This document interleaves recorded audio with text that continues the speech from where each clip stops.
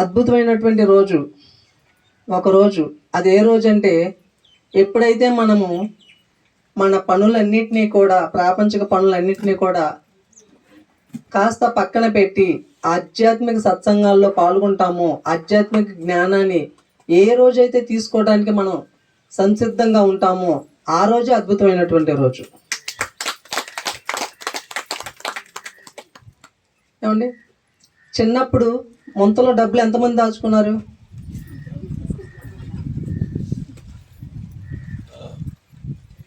ఎలా వేసుకునే వాళ్ళ ముంతలో? ఒక్కొక్క కాయిన్ వేగా ఏమవుతుంది, ఒక రోజుకి డిబ్బీ నిండిపోతుంది. అలాగే ఈ బుర్ర అనే డిబ్బీ ఒక్కొక్క సత్సంగం, ఒక్కొక్క పుస్తకం, ఒక్కొక్కరి నుంచి అనుభవం ఎంత అయితే తెలుసుకుంటా ఉంటామో, ఈ బుర్ర దేనితో నిండిపోతుందంటే జ్ఞానంతో నిండిపోతుంది.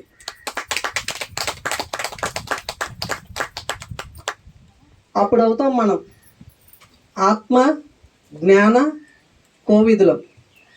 ఆ రోజు దాకా మనం సత్సంగాల్లో, ధ్యానంలో, బుక్స్ చదవడంలో మనం లీనమైపోతూనే ఉండాలి. ఎప్పటి వరకు? మన డిబ్బీ నిండే వరకు. డిబ్బీ నిండితేనే కానీ దేనికైనా మనకి ఆ పైకం పనికి వస్తుంది. అలాగే ఈ బుర్ర నిండితేనే కానీ మన జీవితంలో మనం ఏం చేయాలి, ఎందుకు వచ్చాము, మన వల్ల ఏం పనులు ఉన్నాయి ఈ భూమి మీద, గురు సేవ అనేది ఏంటి, గురువు యొక్క రుణం మనం ఎలా తీర్చుకోలేనటువంటి విషయాలన్నీ కూడా ఎప్పుడు మనకు అవగతం అవుతాయంటే ఈ డిబ్బీ నిండినప్పుడు అవగతం అవుతాయండి. ఎంతో కొంత వెళ్తుంటే మనకు అర్థం కాదు, కొంత అటు కొంత ఇటు ఉంటాం.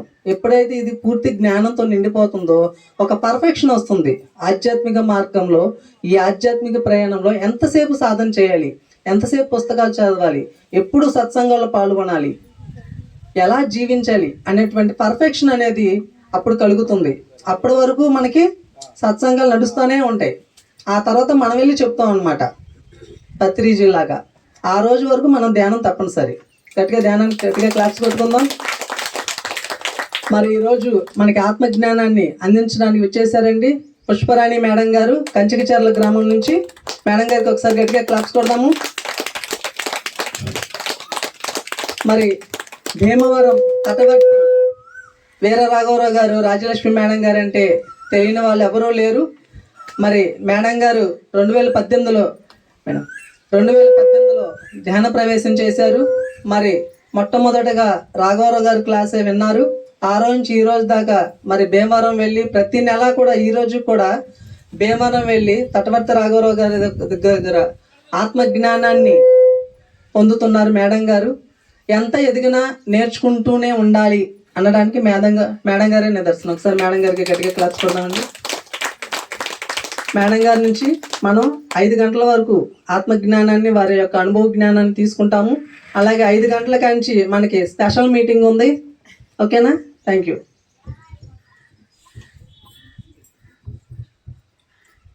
ముందుగా జగద్గురు బ్రహ్మర్షి పితామహ పత్రిజీ గారికి అనంతకోటి ఆత్మ ప్రమాణాలు.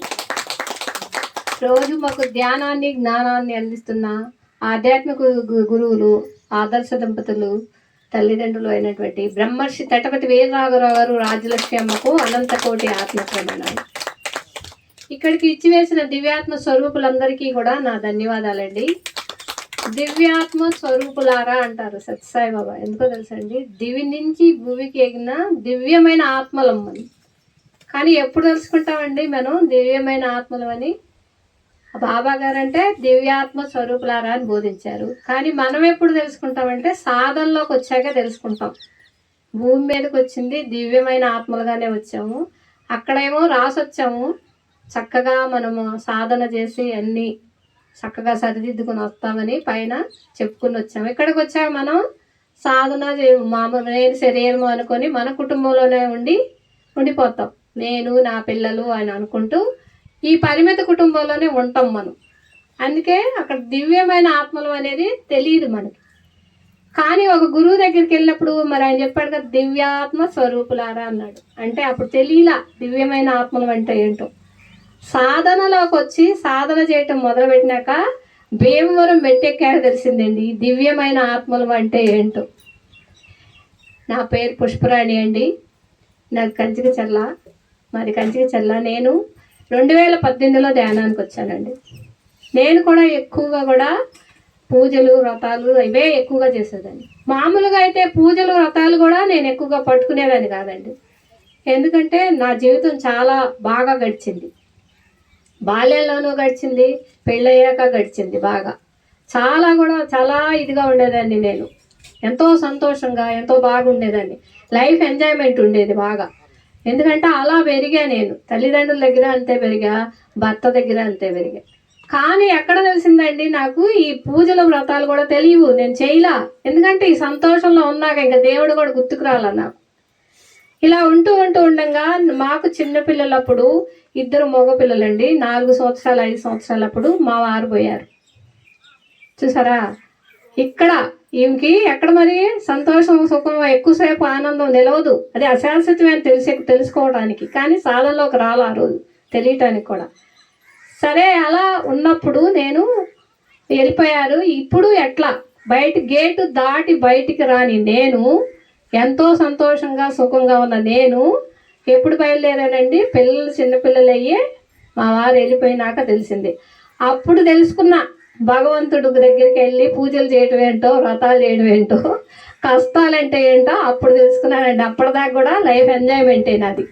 నా భర్త కూడా చాలా గొప్పవారండి. అందుకే నాకేం తెలియలా.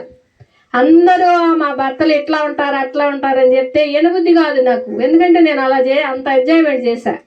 అందుకని నాకు తెలియదు అవేమి. అని మెదకుండా ఇంత ఎవరు చెప్పినా కానీ. అందుకని ఏమో కష్టాలు పెడతారేమో తెలియదు, నేను పడలేదు కదా, అందుకని నాకు తెలిసేది కాదు. ఎప్పుడైతే ఆ గడప దాటటానికి అప్పుడు ఆ మెట్టు బయలుదేరానండి. అప్పుడు తెలిసింది ఈ పిల్లలు ఏంటి, ఈ సంసారం ఏంటి, ఎలా బయటకు రావాలి. మేనమామ కాబట్టి అమ్మమ్మ తాతయ్య ఉన్నారు నాకు. కాబట్టి అలా బయటకు వచ్చానండి. వస్తూ ఎక్కడ మొదలుపెట్టా అంటే షిరిడి సాయిబాబా గారి సేవలతో మొదలుపెట్టా. సేవలు చేస్తూ ఉండగా అక్కడ శ్రద్ధ సబూరి అనేది అలవాటైంది. బాగా ఏదైనా సేవ చేయాలంటే శ్రద్ధగా చేయటం కానీ, సహనం కానీ, ఎవరేమన్నా. ఎందుకు వచ్చింది అంటే నాకు ఇక్కడ వైరాగ్యం వచ్చింది. ఎందుకు ఇంత మంచిగా ఎంత సుఖంగా బతుకుతున్న భర్తే వెళ్ళిపోయినప్పుడు ఇవన్నీ ఎందుకు నాకు, ఎవరేమంటే ఏంటి ఇవన్నీ అని అనిపించేది. ఎవరు ఏమి తిట్టుకుంటున్నా లెక్క చేసేదాన్ని కదండి. ఇవన్నీ నాకు ఎందుకులే, తిట్టుకొని అనుకునేది. అలా బాబా వారి సేవలకు వెళ్ళా కూడా నాకు అర్థమైంది, ఎక్కడైనా సహనం వహించితే బాగుంటుంది, ఈ ఓర్పు అనేది ఉంటే బాగుంటుంది అనేది ఆ సేవల్లో కూడా అర్థమైంది. బాగా చేసుకుంటూ వచ్చేదాన్ని. ఎక్కడ ఉన్నా అక్కడికి తిరుపతి సేవలని అట్లా సేవలకు వెళ్తూ ఉండేదాన్ని. వెళ్తూ బాగా భక్తి ముదిరితే కానీ దీనిలోకి రావండి. ముందు భక్తే, ఎక్కడున్నా దేవుడు ఉన్నాడని తెలవడం కోసం భక్తే మనకి. ఈ భక్తి ముదిరితేనే ధ్యానంలోకి వస్తాం అనేది మనకు అర్థం. బాగా సాధన చేయగా ఏం జరిగిందంటే, ఒకరోజు పాంప్లెట్ ఇచ్చారు ఒక మేడం గారు మా ఊర్లో. సరే ఇన్ని చేశాను కదా, అసలైతే నేను అప్పటికి దగ్గర 7-8 టాబ్లెట్లు మింగుతానే ఉన్నా. గ్యాస్ ట్రబుల్ అని, ఇంకా తలనొప్పి అని, ఏవేవో బాగా నరాలు వీక్నెస్ అని ఇలా. ఎందుకంటే ఆయన వెళ్ళిపోయినాక నాకు అదొక రకమైన విరక్తి వచ్చేసింది. అలా కొంచెం నీరసం కూడా అయిపోయా. అందువల్ల ఇలా టాబ్లెట్లు మింగుతూనే ఉండేదాన్ని. అలా మింగుతూ ఉండగా కూడా నేను ఈ ధ్యానం ఏంటో చూద్దామని చెప్పి బయలుదేరానండి. ఇది కూడా చూద్దాం, ఇన్ని చేశాను కదా అని. రోగం కోసం అయితే పోలా, ఇవన్నీ ఎప్పుడు మామూలే ఇవన్నీ కదా అని వీటిని వదిలేసా.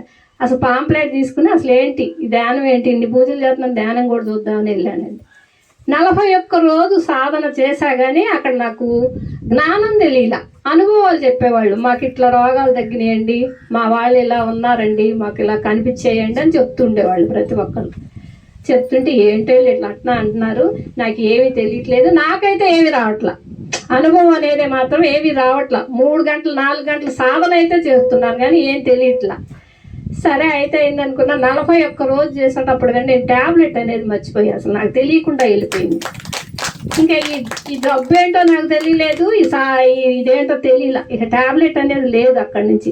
స్వతహాగా ఏంటి ఆవిడ ధ్యానం పెడుతుంటే ఆ టయానికి వెళ్ళిపోవాలన్న రందిలో ఉండేదాన్ని. ఈ ట్యాబ్లెట్ లేదు ఏమి లేదు, అది మర్చిపోయా. ఇలా మర్చిపోయినాక సాధన అయితే చేస్తున్నా కానీ జ్ఞానం లేదండి నా దగ్గర. లేదు అయినా సార్లందరూ ఇలా చెప్తున్నారు ఏంటి, ఈ జ్ఞానం ఏంటి, ఇది అసలు నాకేం అర్థం అవట్లేదు. పూజలు చేసినా అంతే ఉంది, ఈ కష్టమైతే ఏమీ పోలేదు, మరి ఏంటి నాకేం అర్థం అవ్వాల. అలా సంవత్సరం పాటు చేశానండి. మా ఇంట్లో కూడా సాధన చేస్తున్నా, అనుభవాలే చెప్పేవాళ్ళు. 41 రోజు సాధన చేస్తున్నా. ఏంటి అనుభవాలు చెప్తున్నారు, నాకేమైతే అర్థం అవ్వట్లేదు ఏంటా అనుకున్నా. ఒకరోజు మేడం గారు, మాకు దగ్గరలో గౌరవరం మేడం గారు, సుధారాణి మేడం గారు, భీమవరం వెళ్తున్నానండి 4 నెలల మట్టి, మీరు కూడా వస్తారా అని అడిగింది. అమ్మా నాకైతే సాధన ఉంది, ఏమీ కష్టాలు సుఖాలు సమస్యలు అంటున్నారు, ఏమీ అర్థం కావట్లేదు, సరే నేను కూడా భీమవరం వస్తాను తెలుసుద్దేమో అనుకున్నా. సరేనండి, ఆ రోజు భీమవరం బయలుదేరి వెళ్ళేటప్పటికి అక్కడ సారు ఒక క్లాస్ చెప్తున్నారు, కష్టాల వల్ల లాభాలు అని చెప్తున్నారు. కష్టాల వల్ల కూడా లాభాలు ఉంటాయా అండి అని మనసు అనిపించింది. ఓ ఉంటాయి, తప్పకుండా ఉంటాయి లాభాలని అనేది అనిపించింది అనమాట. అని అక్కడ నేను అడిగా, సార్ కష్టాల వల్ల లాభాలు అంటున్నారు, నాకు అసలు ఏమీ తెలియట్లేదు, ఇప్పుడే కొత్తగా వచ్చాను సార్ అంటే, ఇప్పటిదాకా నువ్వు చేసిందంత శరీరానికే చేసావమ్మా, నీకేం తెలియలేదు, నువ్వు దేహం కాదు ఆత్మవి, నీ ఆత్మకి నువ్వేం చేసుకున్నావు, నీ శరీరానికి నీ పిల్లలు నీ భర్త అనే సుఖంలోనే బతికావు ఇప్పుడు దాకా, నీ చుట్టూ ఉన్న బంధువులతోనే బతికావు, బంధంతో మమకారాలతో. కానీ ఈ శరీరంతోనే అన్నీ చేసావు, కానీ నీ ఆత్మకి నువ్వేం చేసుకోలేదమ్మా. కాబట్టి ఈ భీమవరం వెళ్ళినాక నువ్వు దేహం కాదు ఆత్మవి అనేది ఆ గురువు దగ్గర తెలిసింది. రాగరాజు సార్ గారు మెట్టెక్కినాక భీమవరంలో తెలిసిందండి. అయితే నేను ఆత్మనైతే సార్ అడిగారు, నువ్వు ఆత్మవే అమ్మా అన్న. అయితే నేను ఆత్మనండి అన్నా. అంటే మళ్ళీ నీకు పిల్లలు ఉన్నారా అని అడిగారు. అంటే ఉన్నారండి, 2 పిల్లలు ఉన్నారుగా నాకు అన్న. భర్త ఉన్నారా అంటే వెళ్ళిపోయారండి అన్న. నువ్వు ఆత్మవే నీకు చెప్తున్నాను కదమ్మా, మరి ఆత్మకి పిల్లలు భర్త ఉండరు, నువ్వు దేహానికి ఆ పిల్లలు ఆ భర్త ఈ జన్మకే, అంతేగాని ఆత్మ తప్పుకుంటే శవమే కదా, ఆత్మ ఎప్పుడు చావు ఉండదు. కాబట్టి నీ ఆత్మకి పిల్లలు ఉండరు, భర్త ఉండడు, ఎవరు ఉండరు. కానీ నువ్వేమనుకుంటున్నావు, శరీరంతో చెప్తున్నావు, నువ్వు శరీరం అనుకొని చెప్తున్నావు, నువ్వు కానీ అంటున్నావు నువ్వు ఆత్మవి అంటున్నావు. అలా నువ్వు ఆత్మవే అనుకున్నప్పుడు నీకెవరు ఉండరు, నువ్వు దేహం అనుకున్నప్పుడే వీళ్ళందరూ ఉంటారు అని చెప్పారు. ఇంకా ఆ రోజు నుంచి సాధన మళ్ళీ ఆ మెట్టు మళ్ళీ ఇవాళ వరకు కూడా ఈ మూడో సంవత్సరం అండి. నేను ప్రతి నెల కూడా దారి తప్పకుండా 3 రోజులు వెళ్తా భీమవరం. ఎక్కడా కూడానండి, ఎక్కడన్నా పెట్టినా సరే అది కూడా వదులుకోను. కానీ వెళ్ళేటప్పుడు వచ్చేటప్పుడు అనేక సమస్యలతో ఉంటుంది నా పరిస్థితి. ప్రయాణం ఎక్కడా ప్రయాణం ముందు భీమవరం వెళ్ళాలన్నా ఏదో ఒక సమస్య ఉంటుంది. కనీసం మధ్యలో సార్ ఎప్పుడన్నా తీర్థయాత్రలో పెట్టినా సరే ఏదో ఒక సమస్య కానీ ఏదో ఒకటి ఎదురవుతానే ఉంటుంది. అయినా ఇన్నాళ్ళ బట్టి నేను 50 సంవత్సరాల తర్వాత నాకు ఈ ధ్యానం అందింది. ఈ సమస్యతో నేను ఆగిపోతే ఇక్కడే ఆగిపోతానేమో అని అండి నేను బాగా దృఢ నిర్ణయంతో వెళ్ళిపోతూ ఉంటా. నేను అసలు మామూలుగా అయితే నేను చిన్న పిల్లలు వీళ్ళని గురించి ఏంటి అని ఆలోచించే నేను, ప్రతి నిమిషానికి ఏడ్చే నేను, దుఃఖం అలా ఏడ్చే నేను ఏమైందంటే ఇక్కడ ధైర్యం వచ్చి నేను ఆగకూడదు, ఇక్కడ ఆగిపోయానంటే ఆగిపోతానేమో, చూద్దాం అది ఎట్లా ఉంటుందో, వాళ్ళని వదిలేద్దాం అనుకునేదాన్ని అండి. ఆ సమస్యని వదిలేసే భీమవరం మెట్టెక్కేదాన్ని. ఇలా నాకు కొంచెం సమస్యగా ఎదురైనా సరే ఎక్కేదాన్ని. నిజంగానండి ఆ మెట్టు ఎప్పుడైతే ఒక అడుగు ముందుకేసానో మళ్ళీ 3వ రోజు మళ్ళీ భీమవరం నుంచి వెళ్ళేటప్పటికి ఆ సమస్య నాకు ఉండేది కాదు. నాకే ఆశ్చర్యం వేసేది, ఓహో మనలో కూడా ఈ సమస్యలు ఎందుకంటే మన ఎదుగుదల కోసం ఏమైనా పరీక్ష ఏమో ఇది ఇలా జరుగుతుందేమో అనేది విచారణ అనమాట. ఇక్కడ విచారణ జరిగింది నాకు ఇలా. అందుకనే ఎప్పుడైనా సరే ఏది జరిగినా సాక్షిభూతంగా చూస్తూ వెళ్ళాల్సిందే అని చెప్పి అనుకున్నారండి. అలా భీమవరం మెట్టెక్కాను. ప్రతిరోజు జూమ్లో కూడా పాల్గొంటానండి. కరెక్ట్గా 4 గంటల టు 6:30 వరకు జూమ్ ఉంటుంది. ఆ జూమ్ క్లాస్లో 2:30 గంటల సాధన ఉంటుంది. సాధన అయిపోగానే అరగంట క్లాస్ చెప్తారు మేడం. ఆ క్లాసు విని అప్పుడు ఎవరికి ఏమి అందిందో ఆ జ్ఞానం అనేది ప్రతి ఒక్కరిని కూడా పేరున పిలిచి అడుగుతారు. మళ్ళీ 9:30, 10 వరకు కూడా ఉంటారు సార్ ఆ జూమ్లో. ఎందుకంటే మీకు జ్ఞానం ఎంతవరకు అర్థమైంది అనేది తెలుసుకోవడం కోసం. అలా సార్ నిజంగా సార్ అమ్మ జ్ఞానంలోనే ఉన్నారండి. పత్రి సార్ ఎక్కడా లేరు, పత్రి సార్ ఎక్కడికి వెళ్ళాల. పత్రి సార్ జ్ఞానం అంతా కూడా రాగరా సారు రాజలక్ష్మి అమ్మ చెప్పే జ్ఞానంలోనే ఉన్నారు. నాకు అది బాగా అర్థమైందండి. అలా వెళ్తూ వస్తూ ఉన్నానండి. సరే నా అనుభవం ఇలా జరుగుతూ ఉంది. సరే ఒకసారి ఇదే కష్టాల వల్ల లాభాలని చెప్పా కదండి. ఈ కష్టాల వల్ల లాభాలు ఏంటి, ఈ క్లాస్ ఎందుకు చెప్తున్నారు, నా కోసమే చెప్తున్నారేమో అనుకున్నా. సరే సాధన లేదు కదా, పిల్లలిద్దరిని పెంచుతూ ఉన్నా. వాళ్ళు నాకు చెప్తూ ఉండేవాళ్ళు, అమ్మమ్మ తాతయ్య పడిపోతే ఆ పిల్లలు చెప్తుండేవాళ్ళు, తాతయ్యకి అమ్మమ్మకి నువ్వు చేస్తూ కూడా నువ్వు తిడితే నీకేమొచ్చుద్ది, నీకు ఫలితం ఏముంది, నువ్వు తిట్టి చేసావంటే నీకు ఫలితం ఏమొచ్చుద్ది, కాబట్టి ఆ పని చేయి, మాకు చేయకుండా అయినా ఊరుకోగాని నువ్వు పని చేయమాకు అనేవాళ్ళు మా పిల్లలు ఇద్దరు. ఏంటి ఈ పిల్లలు ఎటు చెబుతారు, నేనేమో కోపంతో తిట్టుకుంటున్నాను కదా అనుకునేదాన్ని. ఆ పిల్లల నుంచి కూడా నేను ఎదుగుదల నేర్చుకున్నానండి. నా పిల్లల నుంచి కూడా నిజంగా చాలా గొప్ప ఆత్మలు అనిపించింది నాకు వాళ్ళని చూసి. ప్రతిదీ కూడా నా దగ్గర ఏదన్నా ఒక పరీక్షకు డబ్బులు లేకపోయినా ఏది లేకపోయినా అసలు ఎంత బాగా చదివారని అంటేనండి వాళ్ళు ఎప్పుడూ మెరిట్లోనే ఉండేవాళ్ళు. నాకు ఆశ్చర్యం వేసేది. అంటే నేను అక్కడేమో బాగా జీవితాన్ని గడిపాను, ఎంతో సంతోషం గడిపా. ఈ వెళ్ళిపోయినాక ఎలా అని అనుకున్నప్పుడు చూసారా, ఈ శ్రద్ధ సబూరితో సేవలో ఉన్నా, సేవలో కూడా పిల్లలు చదువుకున్నా లేకపోతే లేదు అనుకునేదాన్ని అండి. వాళ్ళ ఇష్టం, నేను చదవమని మరి కూడా చెప్పేదాన్ని కాదు, అనుకునేదాన్ని. అలా పిల్లలు నాకు పాఠాలు నేర్పేవాళ్ళు. అలా పాఠాలు నేర్పి వీళ్ళ దగ్గర కూడా చాలా నేర్చుకోవాల్సింది ఉంది అనేది సార్ దగ్గరికి వచ్చాక అర్థమైందండి నాకు. భీమవరం సార్ దగ్గరికి వచ్చా. తిట్టి నువ్వు చేసే కన్నా తిట్టుకుంటే పని మానేసేయి, ఎందుకు కర్మ తగిలించుకున్నట్టు అనేవాళ్ళు. ఏంటి వీళ్ళు అట్ట అంటారు అనుకునేదాన్ని అండి. నిజంగా సాధన చేసే కొద్దిగా నాకు అర్థమైంది, ఓహో ఈ పిల్లలు ఇంకా ముందు ఎదగక ముందే నాకు ఇంత పాఠాలు నేర్పారు, ముందు ముందు ఎలా ఉంటుంది భవిష్యత్తు అనుకున్నాను. నిజంగా వాళ్ళు ఇవాళకి కూడా వాళ్ళు కంపెనీ సిఐ అండి, ఒక అబ్బాయి బాబు, ఎప్పుడు ఎవరి కాళ్ళకి జాబులు ఇస్తూనే ఉంటాడు ఇంటర్వ్యూలు చేసి సాఫ్ట్వేర్లో. కానీ ఎలా చేస్తాడో తెలుసా అండి, మధ్య రకం కుటుంబాల్లో వీళ్ళకి ఉద్యోగం అవసరమా లేదా అనే చూస్తాడు, కానీ మెరిట్ని చూడ్డు. వీడు మెరిట్గా చదువుకున్నాడు, వీడిని తీసుకుందామనే పద్ధతిలో అస్సలు రాడు. ఎందుకంటే వాడు చదివి పాస్ అయిన జీవితం మధ్యరక కుటుంబంలో వాడు అలా ముందు మెట్టెక్కాడు కాబట్టి వాళ్ళ ఆపదల వాళ్ళు చూసుకున్నారు కాబట్టి ఇక్కడ ఏమైంది అలా చేసేవాడండి. వాడు శాలరీ చూస్తేనే 3 లక్షలు ఉంటుంది, కానీ ఇప్పుడు కూడా ఇల్లు కొనుక్కోలేదండి. వాడు అంత సేవ చేస్తాడు ఎవరికి ఏది లేకపోయినా కూడా. అది ఆ పెద్ద బాబు అలా ఉంటాడండి. ఆ బాబు ఇప్పటికి కూడా అంతేనండి, ఇప్పటికి కూడా ఇంక ఇల్లు కొనుక్కోలేదు. ఏంటమ్మా అంటే అది అంతే, ఎందుకు మనకి ఉండి ఎప్పటికప్పుడే చూసుకోవాలంటాడు. అంత లక్ష శాలరీ ఉన్నా కానీ ఇల్లు కూడా కొనుక్కోలే హైదరాబాద్లో, ఎందుకంటే అక్కడి నుంచి అమెరికా వెళ్ళిపోవాలని ఉందేమో మనకైతే తెలియదు. అలా చిన్నబాబు ఉన్నాడు చూసారా అండి, హీడు ఎప్పుడు ఎవరు చదువుకుంటున్నా ఒక ల్యాప్టాప్ ఒక ఫోను ఏదో ఒకటి పంపుతూ ఉంటాడు. అమెరికా వెళ్ళిపోయాడు ఈయన, ఎప్పుడు కాలేజీ మెరిట్ ఈయన అమెరికా వెళ్ళిపోయి, అమెరికాలో కూడా మెరిట్ వస్తే వాళ్ళు ఆఫర్ చేశారు, నన్ను ఆఫర్ చేసి మీరు రావాలి మేడం, మీ బాబు చాలా యూనివర్సిటీలో ఫస్ట్ వచ్చాడు కాబట్టి అని వాళ్ళు నాకు పాస్పోర్ట్ పెట్టి కాలేజీ వాళ్ళు పంపించారండి. అయినా కానీ నేను మా అమ్మమ్మ తాతయ్య ముసలాళ్ళండి, నేను రాలేను అని చెప్పారండి. అంటే సరే అని వాళ్ళు ఫోటోలు తీసి నాకు పంపించారు. కాలేజీ నుంచే వాడికి అది జాబ్ అయిపోయింది. వాళ్ళు మళ్ళీ 4 సంవత్సరాల్లో నేను ఫీజు కూడా కట్టలేదు, 2 సంవత్సరాల టర్మ్ ఫీజు కూడా ఆపేశారు, అక్కర్లేదన్నారు. ఎందుకంటే యూనివర్సిటీ ఫస్ట్గా కట్టించుకోలేదు.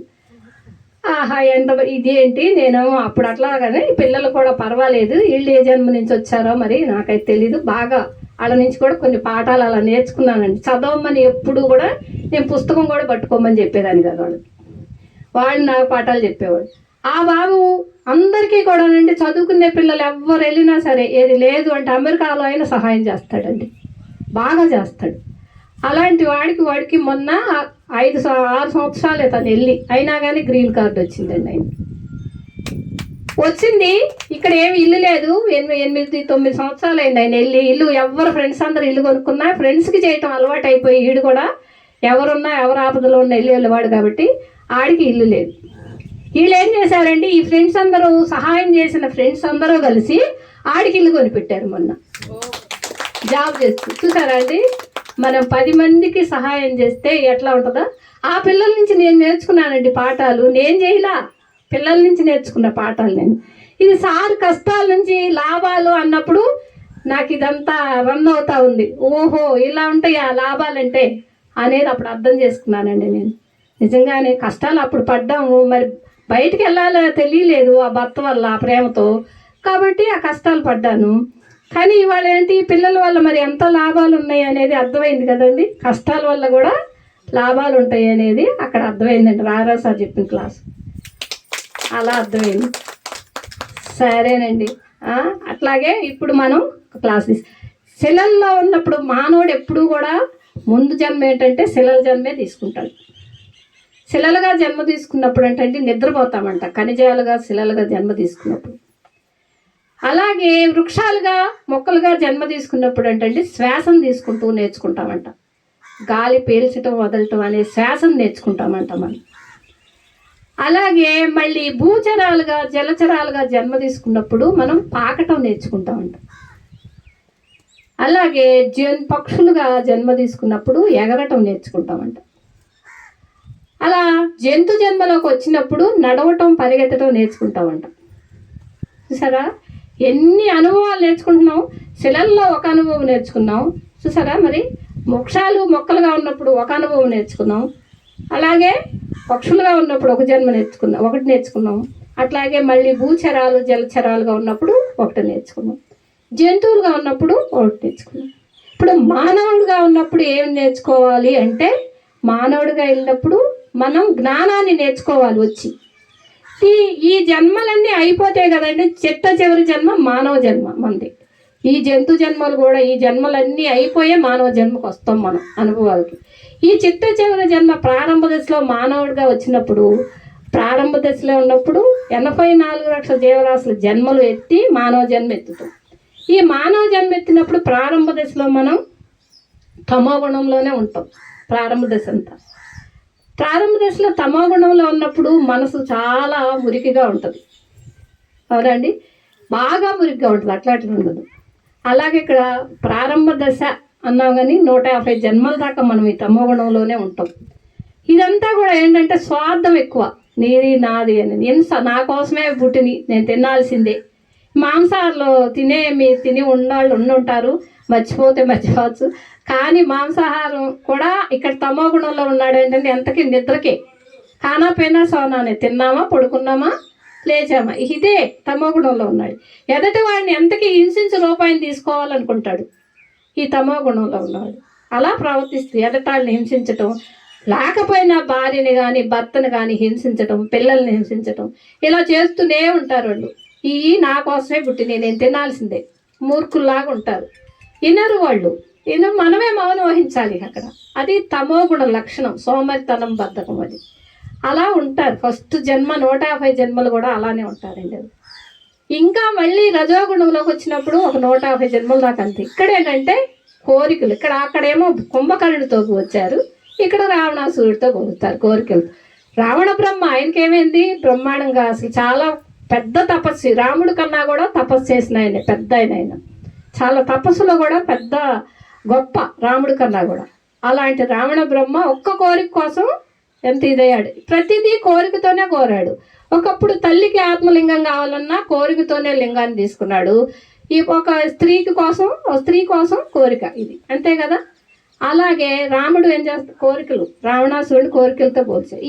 ఇదేంటంటే రజోగుణం. రజోగుణంలో నా పిల్లలు, నేను, ఇదే పరిమిత కుటుంబంలో ఉంటాం, అపరిమితం అవ్వం. అసలు వీళ్ళకి ఏమి సంపాదించాలి, ఏమి పెట్టాలి, ఆ దేవుడి దగ్గరికి ఏ కోరిక వారాలి, వీళ్ళంతా ఎప్పుడు చదువుకుంటారు, వీళ్ళకి పెళ్ళిళ్ళు ఏంటి, బంధాలు ఏంటి, ఇలా కోరికలతోనే ఉంటాం. ఈ కోరికలు కోరినాడు మనకేం ఫలితం రాదు. కానీ పూజ చెయ్యాలండి, ఎందుకంటే దేవుడు ఉన్నాడు అని తెలిసింది కాబట్టి పూజలో రావటం తప్పులేదు. మొదట్లో మనం పూజలోనే ఉంటాం. మేడం చెప్తారు, పూజలో ఉంటాం మొదట్లో, ఎందుకంటే దేవుడు ఉన్నాడు అని తెలియటం కోసం చేస్తాం. కానీ సాధనలోకి వచ్చాక కూడా తెలుసుకోకపోతే అప్పుడు ఇదనమాట, మనం ఫలితం ఉండదు. సాధనలోకి వచ్చి కూడా అక్కడ దేవుడు ఉన్నాడు అని నేర్చుకున్నాం. ఇప్పుడు మనలోనే దేవుడు ఉన్నాడు అని తెలుసుకోవడం కోసం ఈ సాధన. అంతేగాని నీ దేహం కాదు ఆత్మ అంటే, మరి ఆత్మ ఎక్కడుందో తెలుసుకోవాలిగా. భగవంతుడు ఎక్కడున్నాడు, నీలోనే ఉన్నాడు. అలాగే రజోగుణంలో ఈ కోరికలు కోరుతూ ఉంటాం మనం. నా కుటుంబం, నేను, నా పిల్లలు, ఇదే దీనిలోనే ఉంటాం. దేనికి పరిమితం అవ్వం అసలు. ఇంకా ఆ సంపాదన ఆళ్ళకి పెట్టాలనే రద్దీలోనే ఉంటాం. ఇలా ఉంటుంది ఈ రజోగుణ లక్షణం. ఈ తిండి కూడా అలాగే ఉంటుంది రజోగుణంలో. మాంసాహారం తిన్నా ఎక్కువ తినాలనుకుంటాం. రజోగుణం, తమోగుణం ఆహారం తినడం ఎప్పుడూ కూడా సద్గురువు మన పక్కనే ఉన్నా గ్రహించలేమండి. ఆ సద్గురు పరమాత్మ రూపంలో వచ్చాడని మనకు అసలు గ్రహించలేము, మన పక్కనే ఉన్న తదుమో రజోగుణాల్లో ఉన్నప్పుడు.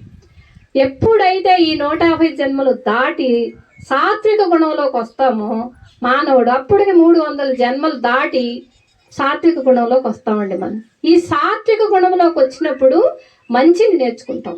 ఏంటంటే అన్నదానాలు చేయటం, ఒక ఒక దేవుడి గుడికి వెళ్ళి ఒక దేవుడికి ఏదైనా విగ్రహ ప్రతిష్ఠ చేస్తుంటే డబ్బులు ఇవ్వటం, ఇలా అన్నదానాలు, వస్త్రదానాలు, ఒక విద్యాదానం అని ఇలా పుణ్యకార్యాలు చేస్తూ ఉంటాం, మంచిని పెంచుకుంటుంటాం.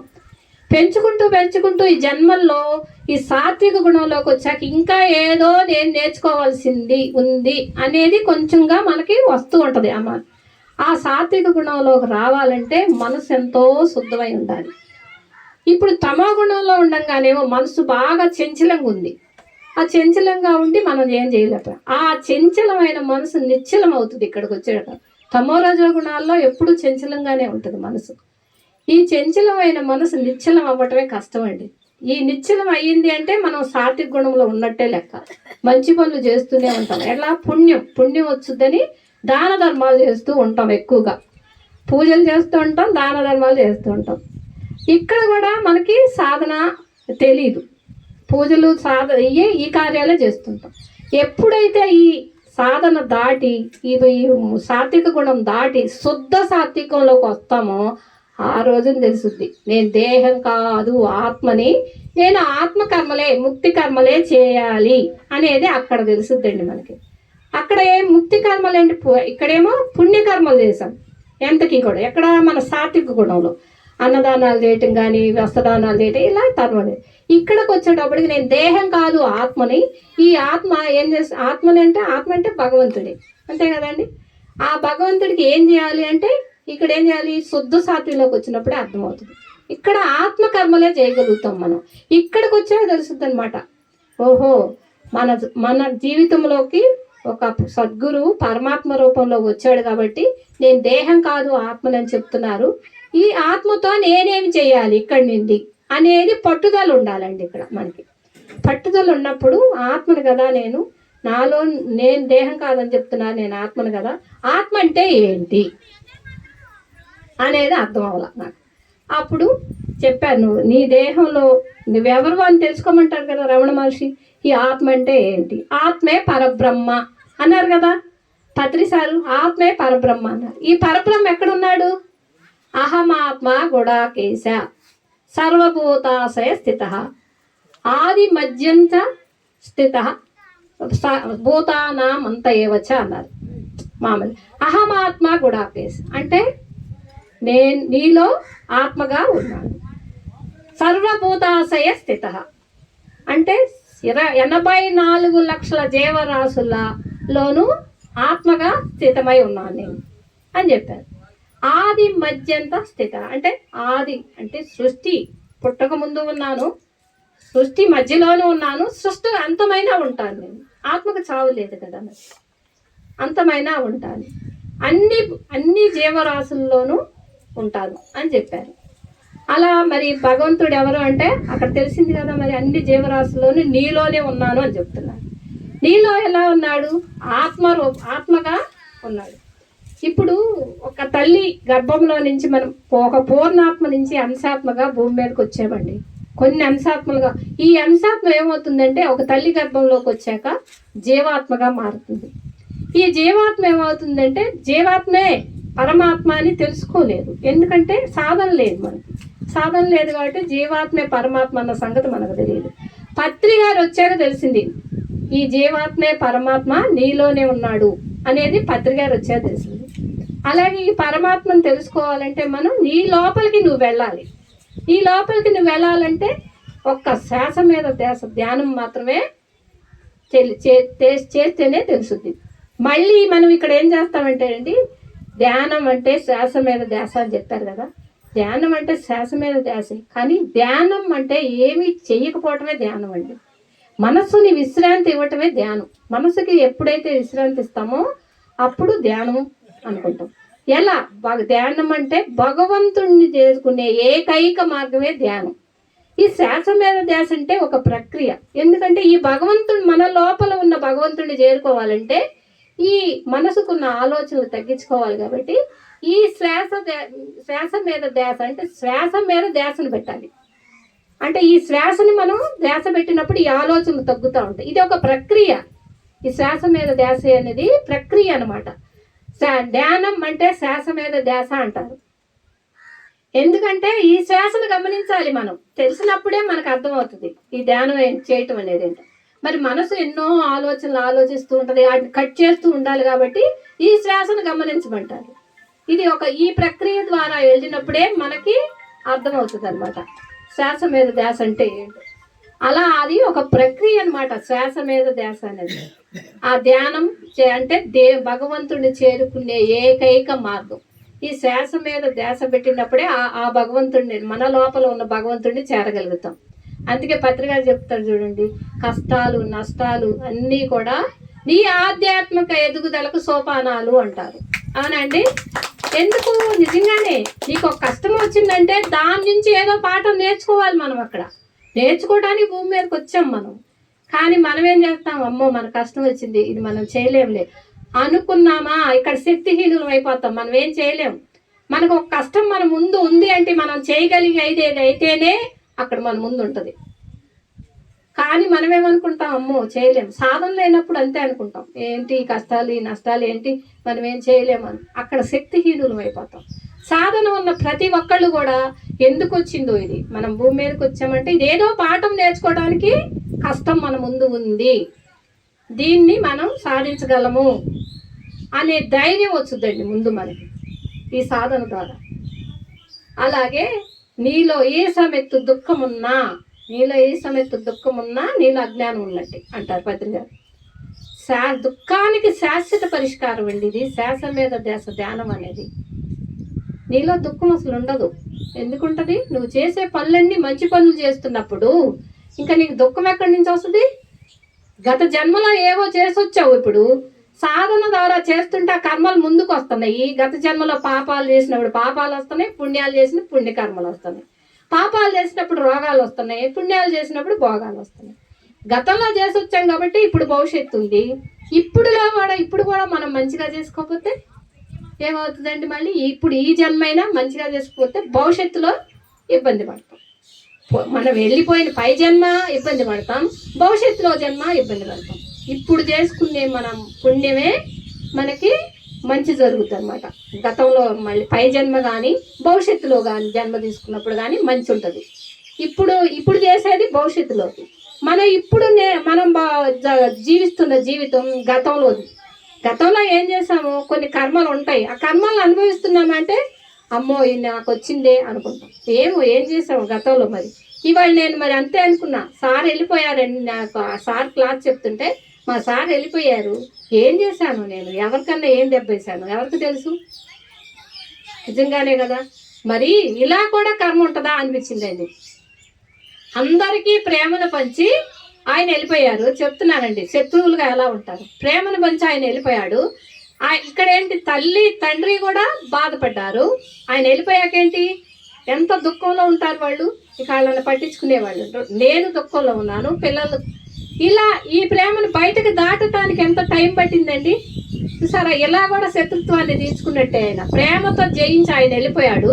ఈ శత్రుత్వాన్ని, మా శత్రుత్వాన్ని ప్రేమతో జయించి ఆయన వెళ్ళిపోయాడు. కానీ మేమేం చేసాం, ఏడుపులతో ఈ మైండ్ని దెబ్బ కొట్టుకున్నాం చూసారా. అందుకేనంటండి ఒక ఉపవాసం ఉండాలంటేనంట 90% ఇది బాగా ఖాళీగా ఉంచుకోవాలండి. ఉపవాసము అంటే మా దేహానికి ఉపవాసం కాదండి.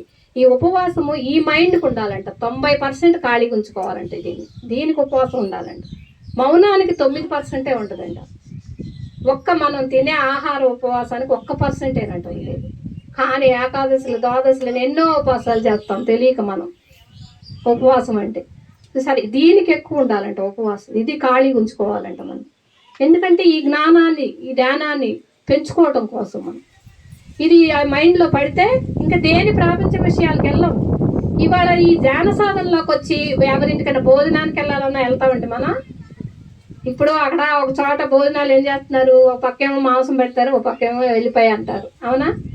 ఎవ్వరు మా తమ్ముడే అవనవండి. ఇక్కడ మాత్రం మొహమాటం లేదండి. నేను చెప్తున్నాను, గట్టిగా చెప్తాను. నేనైతే ఆ తమ్ముడే అవనే తండ్రి అవనే, నేను మాత్రం వెళ్ళట్లేదండి.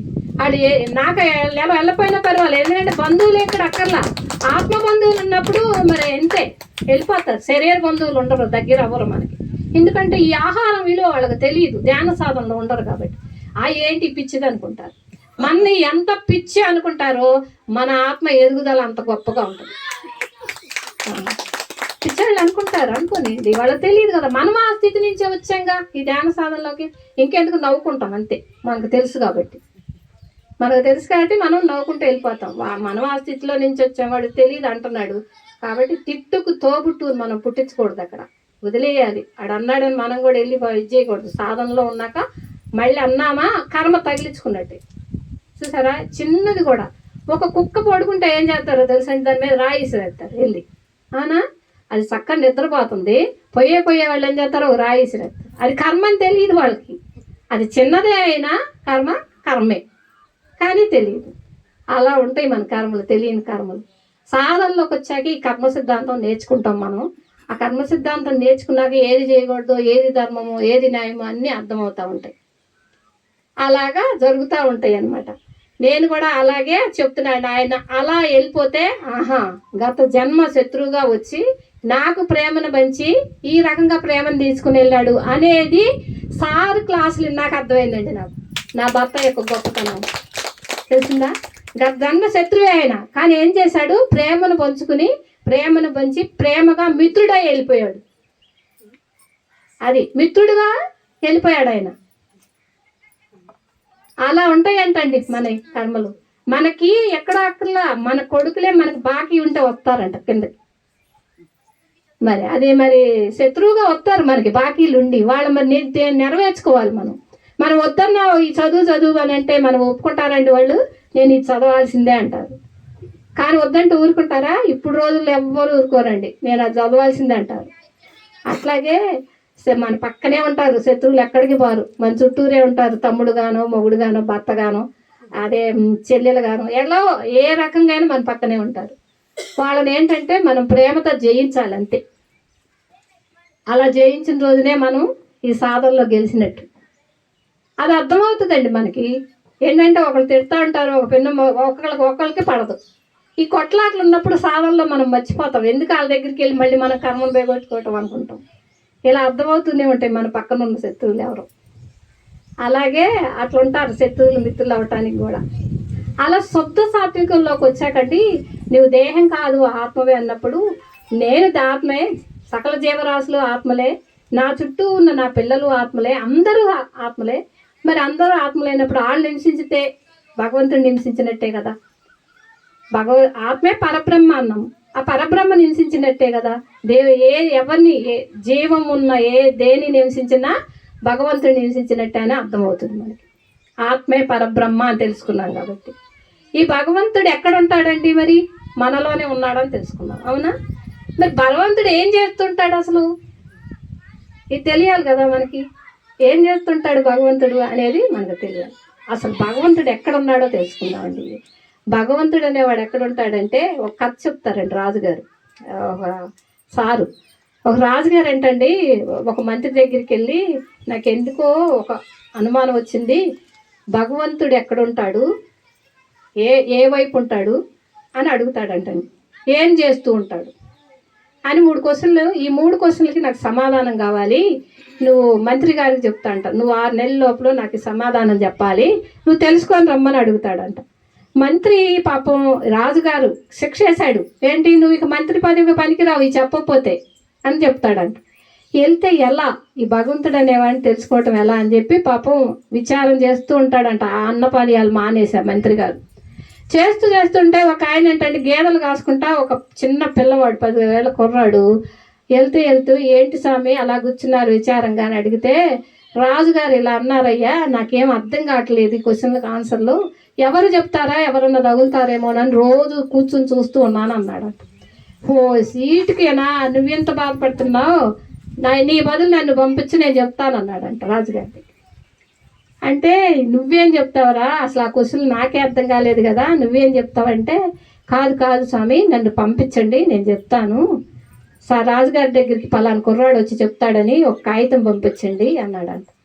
సరే అని మంత్రి గారు ఏం చేశాడు, చెప్తానంటున్నాడు కదా అని ఒక కాగితం ఇచ్చి పలానా అబ్బాయి వస్తున్నాడండి అని రాజుగారికి పంపించారు. రాజుగారు రమ్మన్నాడు.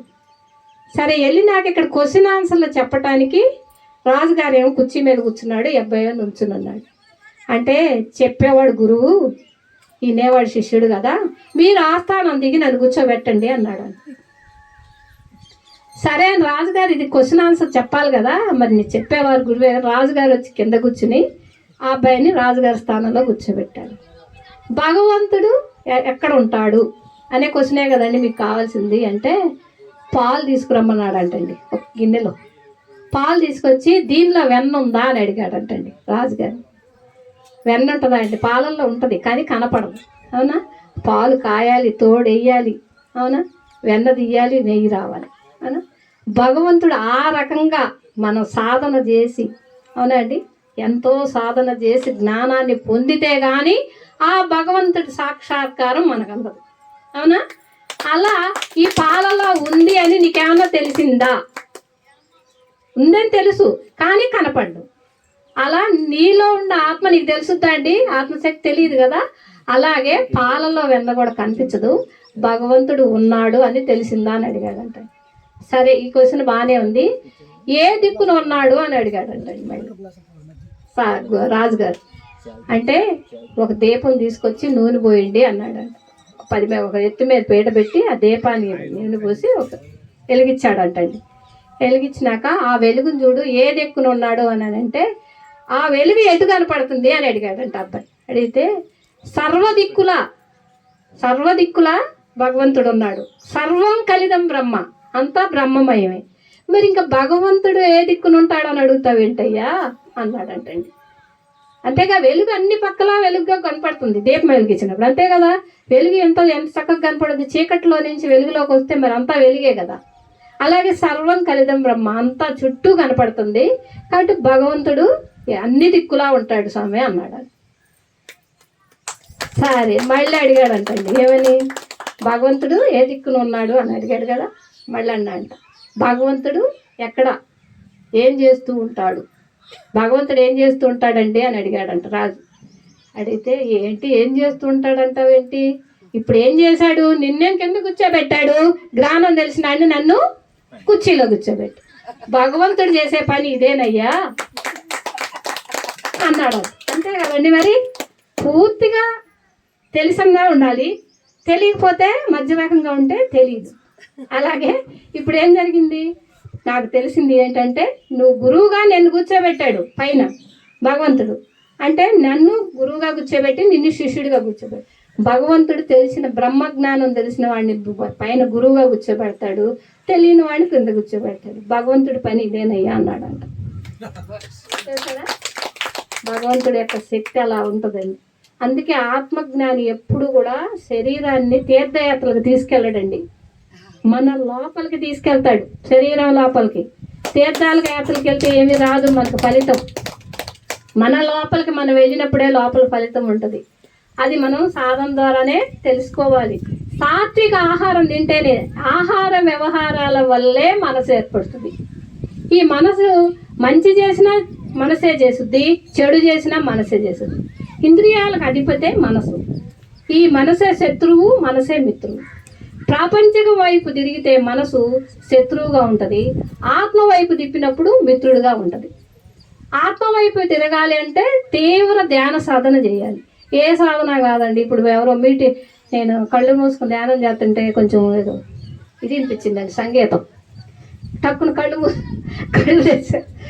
తెరిసా. ఎందుకంటే పూర్తిగా నేను శూన్యంలో ఉండాలి అంటే ఏమి వినపడకూడదు. మా గదుల్లో కూడా మేమేం పెట్టుకోమండి, అసలు బాగా మౌనంలో ఉండి సాధన చేస్తాం మేము. ఎందుకంటే రాగరాగ సాధన అది కాబట్టి మాకు అది అర్థమైంది.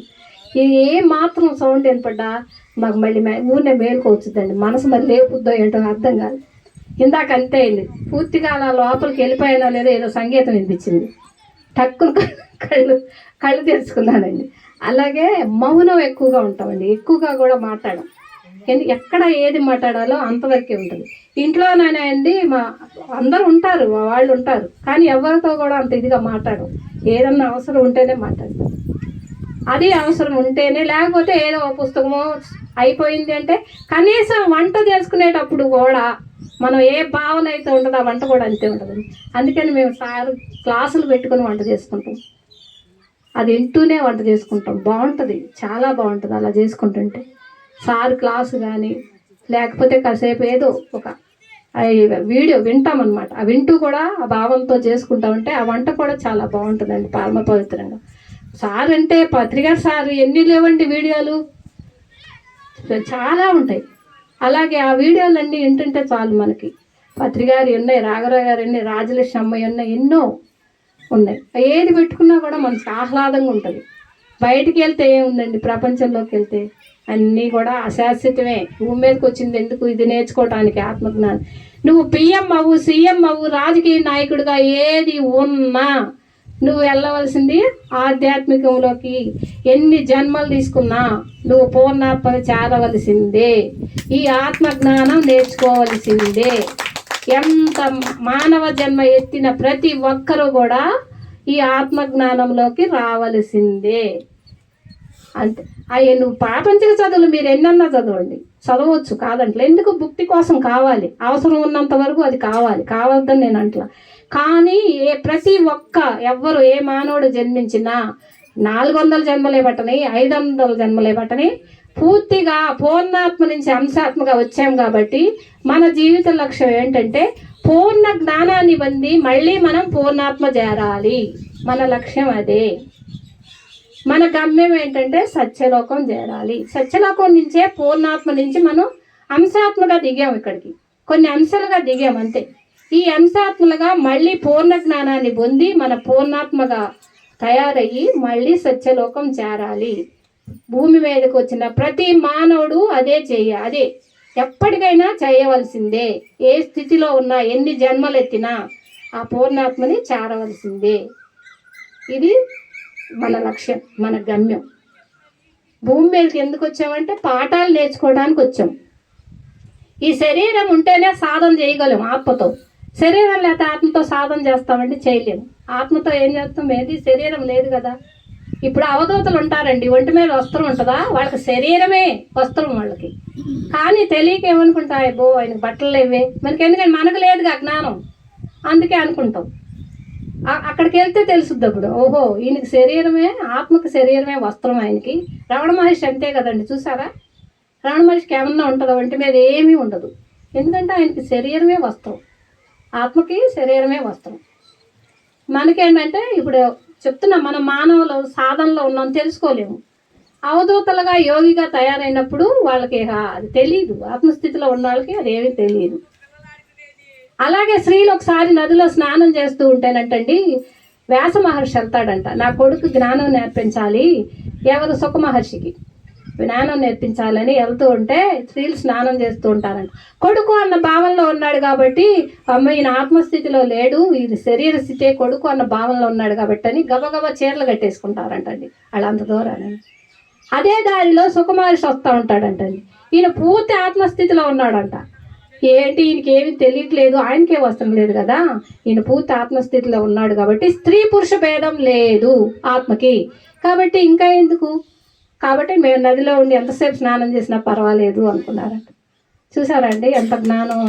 మరి జనక మహారాజు దగ్గరికి తీసుకెళ్తాడు ఆ సుఖ మహర్షిని, ఇంకా జ్ఞానం చెప్పించాలి అని.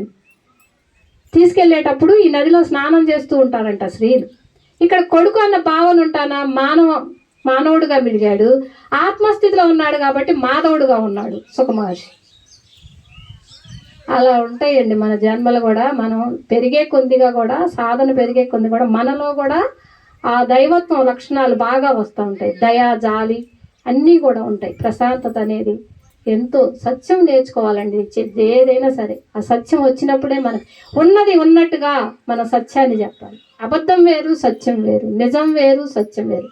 సత్యం అంటే భగవంతుడే.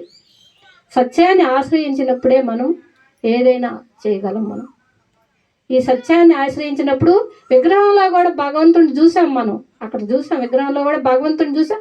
ఉంది, రాయిలో కూడా చైతన్యం ఉంటుంది, కొంచెం ఉంటుంది, అది కొద్దిగా చైతన్యమే ఉంటుంది. కానీ విగ్రహంలో అక్కడే ఉండి కోరికలు కోరి అక్కడే ఉండి ఇది చేయకూడదు, మెట్టు ఎక్కాలి. అందుకే చెప్తాడు దయానంద సరస్వతి, పూజ మెట్టు కాదు అగడతా అని. ఆ మెట్టు మీదే ఉండి మీరు లోయలో పడమాకండి. ఒక మెట్టు స్తోత్రాలు ఎక్కాలి, ఒక మెట్టు జపం ఎక్కాలి. ఆ తర్వాతే మనం ఈ తొలి మెట్టు ధ్యానం. ఈ ధ్యాన సాధనలోకి వచ్చాక ఇంకా పూర్తి ఆత్మస్థితి మనది. ఎలా మనసు ఈ ధ్యాన సాధనకు వచ్చినా కూడా మనలో శరీరంలో ఒక మనసు ఉంది, ఈ మనసు లోపల ఆత్మ ఉంది. ఈ మనసు ఏంటంటే ఇనప గోడలాగా ఉంది, సాధనలో లేవు కాబట్టి ఆత్మ చుట్టూ ఒక ఇనప గోడలాగా ఉంది.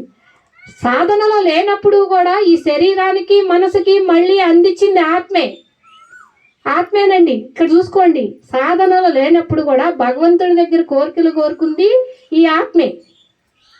శరీరం మనసు ఉన్న సాధనలో లేనప్పుడు ఈ రెండింటికి అందించింది కూడా ఆత్మే, ఆ శక్తిని. అలాగే మనం ఇప్పుడు సాధన చేసే కొద్దిగా ఆ ఆత్మనే తెలుసుకుంటున్నాం. మనం ఈ మనసు ఎంత మురికిగా ఉంటే మనం అంత కల్మషంగా ఉంటాం. రాగద్వేషాలు ఎక్కువగా ఉంటాయి, అసూయలు ఎక్కువగా ఉంటాయి. ఎదటి వారిని చెప్తున్నా, ఎదటి వారిని గురించి ఎంతో చెప్పుకుంటుంటాం. ఆడేదో కొన్నాడు మనం కొనాలి అప్పులు చేసి, అంతే. అవన్నీ మనం ఎదటాడు ఏదైనా కొన్నా అంటే మనకి ఎంతో, ఒక చీర కొనుక్కున్నా చాలు మన ఆడాళ్ళం అవునండి, అమ్మో అమ్మ ఎంత బాగా కొనుక్కుందో మనకెందుకు లేదు అని.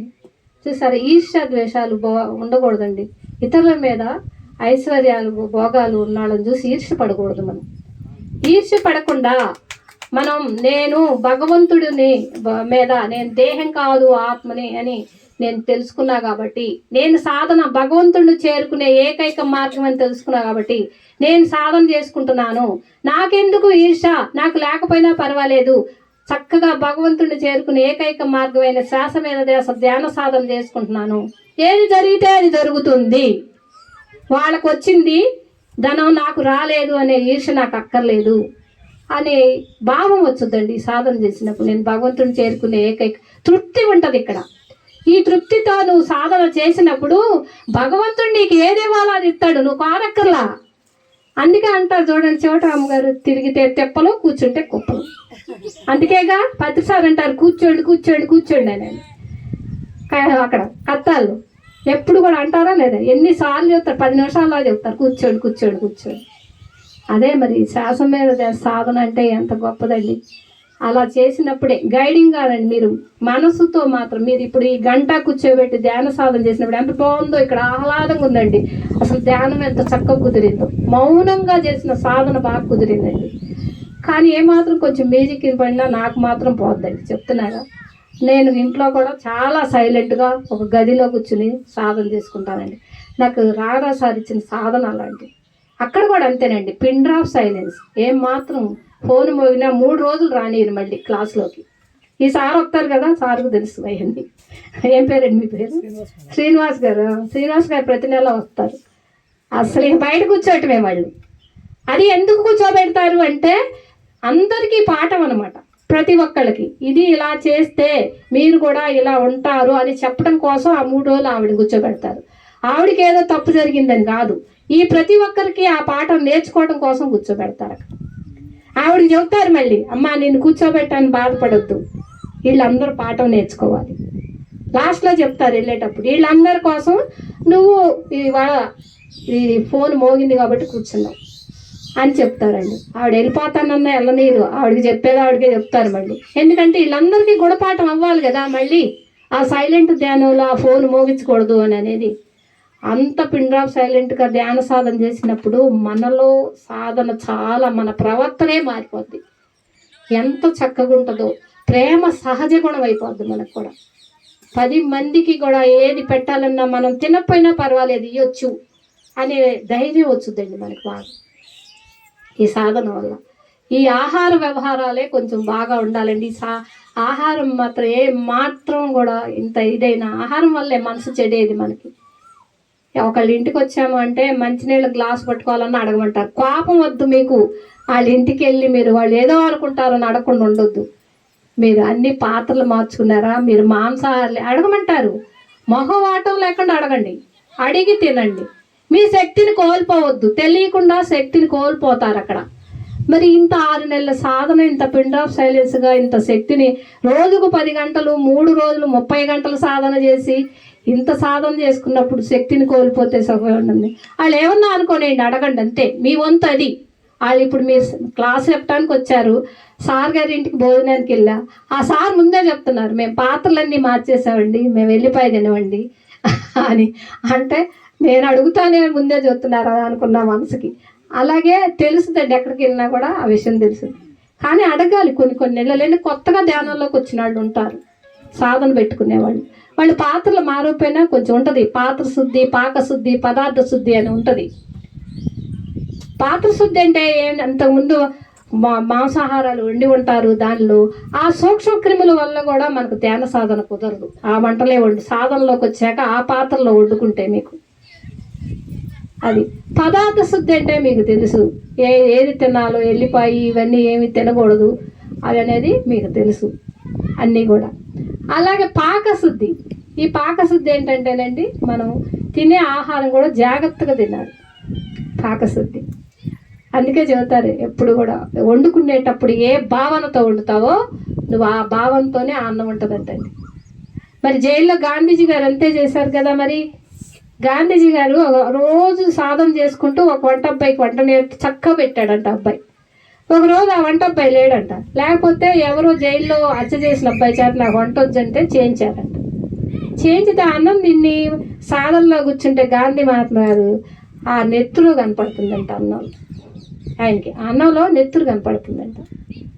ఎవరితో వడ్డం చేయించారండి, వాళ్ళ సాధన కుదరట్లేదు, భోజనం చూస్తే ఎట్లా ఉందని గాంధీ గారు అడిగితే ఆయన లేడండి, సెలవు పెట్టుకుని వెళ్ళిపోయాడు, కాబట్టి ఇప్పుడు ఎవరో ఒక ఆయన వచ్చి వంట చేస్తానంటే చేయించాను అన్నాడు. చూసారా, ఆయన ఏంటి ఎవరో మనిషిని చంపేసి వచ్చాడు. ఇక్కడ ఏం గుణం ఉందంటే ఇక్కడ రజో గుణం ఉంది, ఆహారం, స్వార్థ బుద్ధి ఉంది, అంతే కదండి. మరి ఎంత స్వార్థ బుద్ధి అయితే చంపాడు, పక్క ద్వేషం, ఈర్ష్య ద్వేషాలతో మనిషిని. అది ఆయనకి కనిపించింది గాంధీ మహాత్ముడికి. మరి ఆయన అహింసావాది కదా. మరి అలా ఉంటాయి మన తెలియటానికి కర్మలని. అలాగే ఇప్పుడు శరీరాన్ని ఆత్మజ్ఞాని ఏం చెప్పానండి, శరీరాన్ని ఆత్మజ్ఞాని తీర్థయాత్రలకు తీసుకెళ్ళడం, లోపలికి తీసుకెళ్తాడు మన లోపలికి. ఎలానో చెప్తాయి చూడండి. ఒక రోజు ఏంటండి, ధర్మరాజు గారు పాండవులందరూ యుద్ధం చేసి అందరూ గెలిచి వచ్చారంటండి, కౌరవుల మీద గెలిచి అంతా పాండవుల ఇంటికి అయోధ్యకు దానికి వచ్చారంట, వాళ్ళ రాజ్యానికి వచ్చారంటండి. వస్తే వీళ్ళందరూ అనుకున్నారంట, కుంతీదేవి, ధర్మరాజు గారు, ఈ పాండవులు అందరూ అనుకున్నారు, బంధువులు అందరూ అనుకున్నారంట, చాలా బాగా మనం గెలిచి వచ్చాం కదా, ఇప్పుడు ఎన్నాళ్ళకి వచ్చామో ఈ భూమి మీదకి, కాబట్టి తీర్థయాత్రలు చేసి వద్దాం అనుకున్నారంటండి. సరే అని తీర్థయాత్రలు బయలుదేరి చుట్టుపక్కల ఉన్న వాళ్ళని కూడా తీసుకెళ్లారంటండి.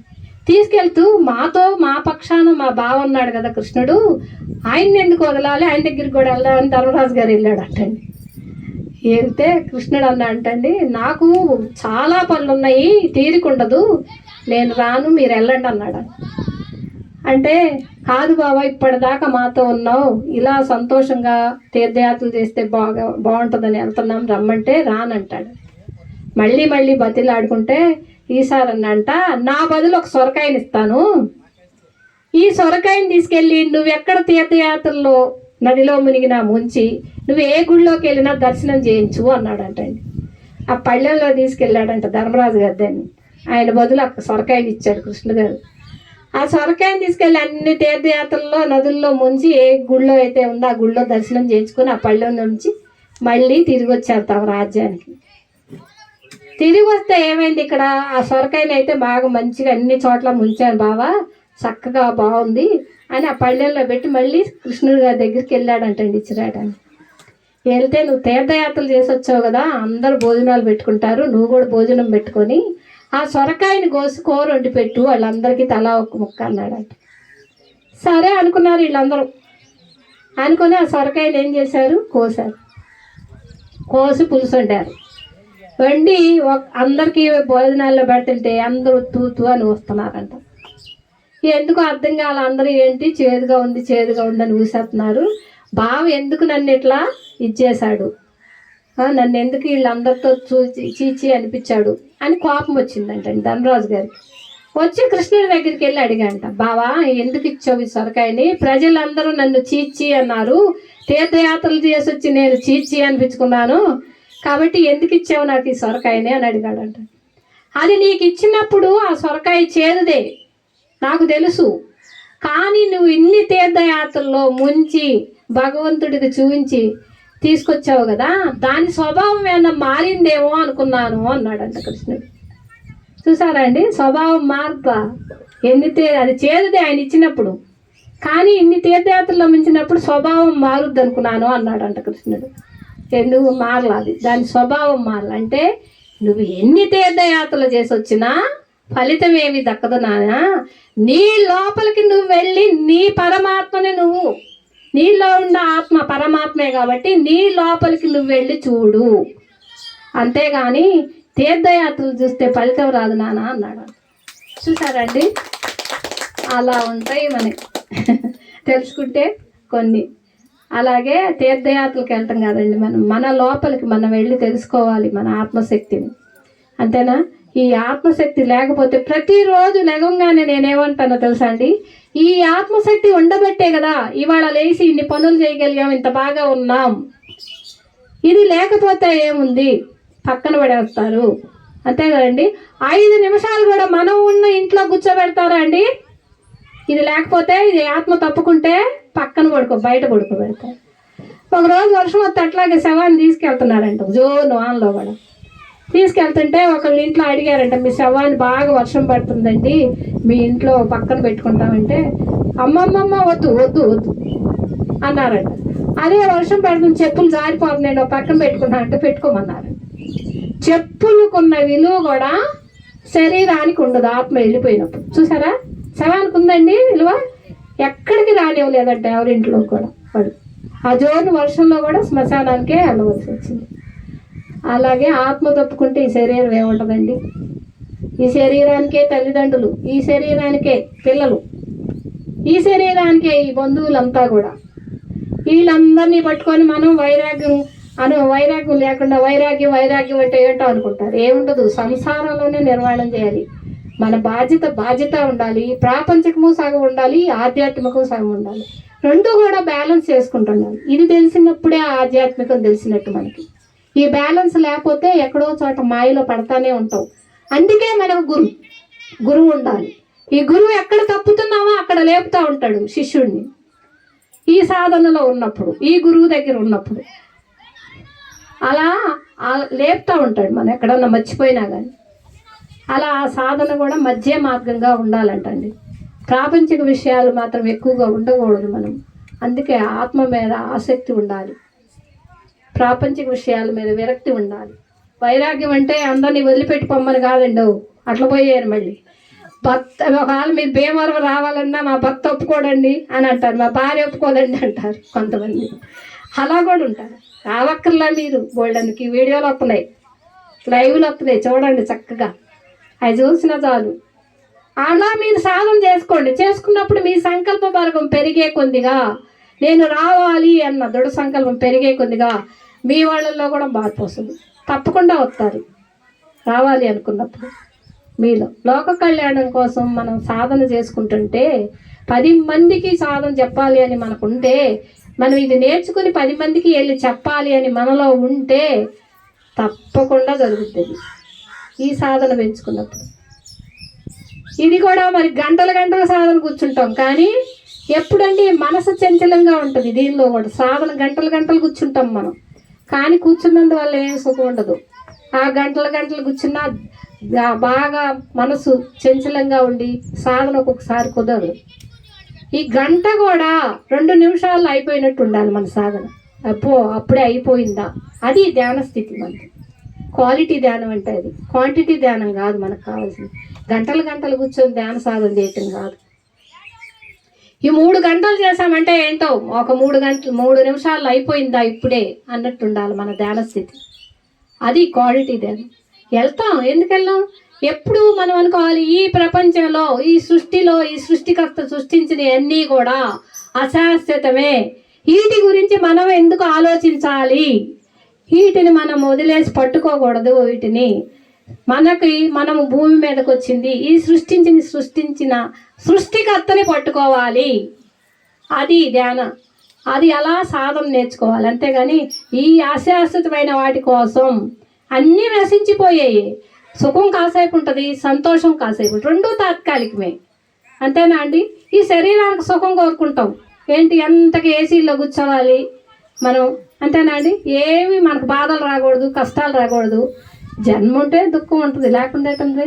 కర్మ ఉంటే జన్మ ఉంటుంది, జన్మ ఉంటే దుఃఖం ఉంటుంది, లేకుండా ఎట్టుంటుంది? మరి ఈ కర్మలు ఎన్ని చేసామో గతంలో, పాపాలు ఎన్ని చేసి ఉన్నాము.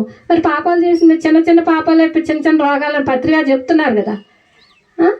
మరి ఈ నేర్చుకోవటం ఎప్పుడు పోతాయి? ఈ చిన్న చిన్న కర్మలు పోతూ ఉంటాయండి. తెలియని కర్మలు సాధన చేసినప్పుడు ఎప్పుడంటే మనం బాగా పూర్తిగా ఈ రాగద్వేషాలు, మనలో ఉన్న ఇంద్రియాలు, కామ క్రోధ లోహ మోప ఈ ఇంద్రియాలు ఉన్నాయి సరే, ఇవి ఎప్పుడైతే మనకు సరెండర్ అవుతాయో, మనసు మురికి నుంచి వదిలించుకున్నప్పుడు ఈ ఇంద్రియాలన్నీ సరెండర్ అయిపోతాయి మనసుకి.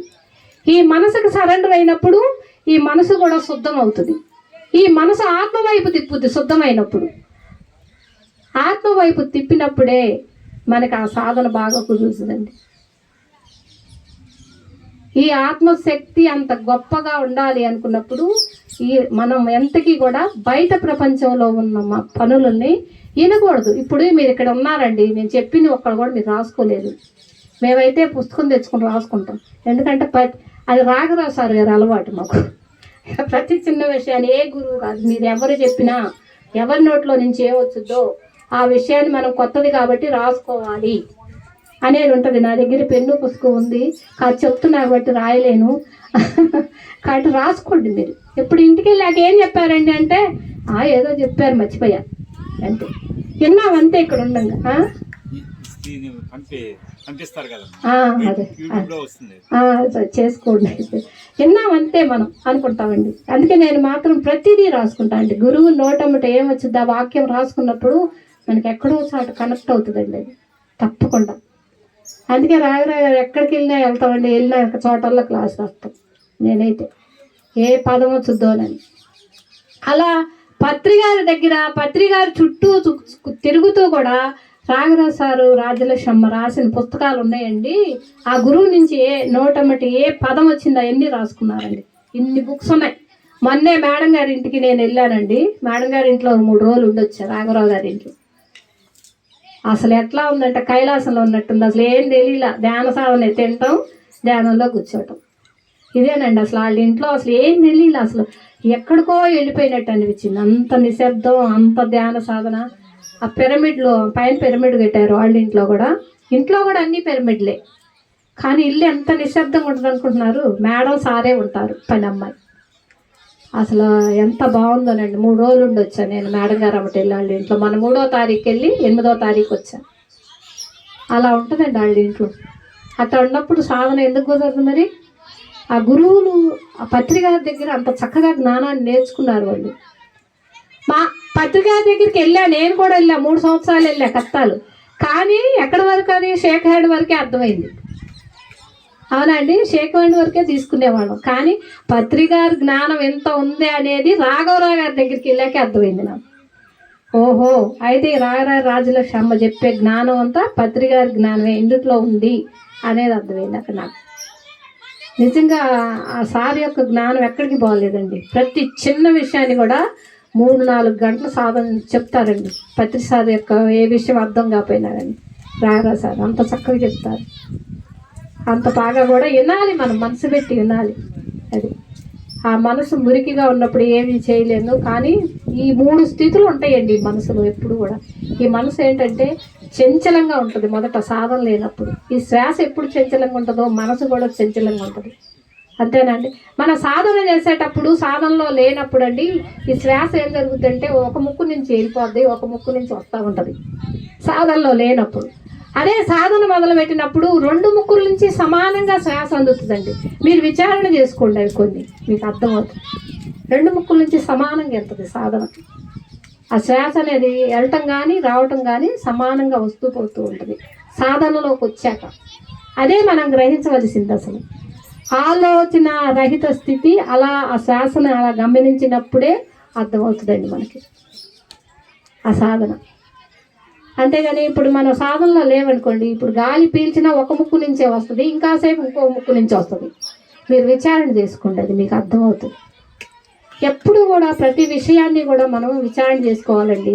ఇవాళ మనం ఎన్ని తప్పులు చేసాం, ఇవాళ మనం ఎవరినన్నా ఏమన్నా అన్నామా, నేను నా ఆత్మను కదా, నేను ఎందుకు తిట్టడం, వాళ్ళు ఏదో కోపంతో అన్నారనుకో, నేను ఆత్మను కదా అనేది ఎరుకలో ఉండాలి. ఇక్కడ మనం ఇంటి దగ్గర ఉన్నా వాడు ఆత్మే, నేను ఆత్మే, కానీ వాడు ఆ స్థితిలో లేడు, ఎందుకంటే సాధన లేదు వాడికి. కాబట్టి నేను తగ్గాలి. ఇక్కడ నేను ఆత్మను కదా, నేనెందుకు ఇది అవ్వాలి, నేనెందుకు కోపం తెచ్చుకోవాలి, వాడు తిట్టాడు నేనెందుకు తిట్టాలి. మరి శరీరం అనుకున్నప్పుడు అన్నీ చేశాగా, ఆడు తిట్టాడంటే 10 తిట్టొచ్చాయి వెళ్ళి, ఎంత హాయి అనిపించిందో. శరీరానికి అది సుఖమే కదండి. మరి ఏసీలు వేసి పడుకోబెడతాం హాయి శరీరానికి ఇది సుఖమే మరి, అవునా? ఈ శరీరం కోసం ఎన్నో తప్పులు చేస్తూ ఉంటాం. ఎక్కడ ఏ అధర్మంగా అయినా పిల్లల కోసం సంపాదించాలి, అంతే కదండి. ఇవన్నీ మరి పిల్లల చదువులు ఇవన్నీ ఏదో చేయాలంటే మనకి శక్తికి మించి వెళ్తాం ఎక్కడో చోట.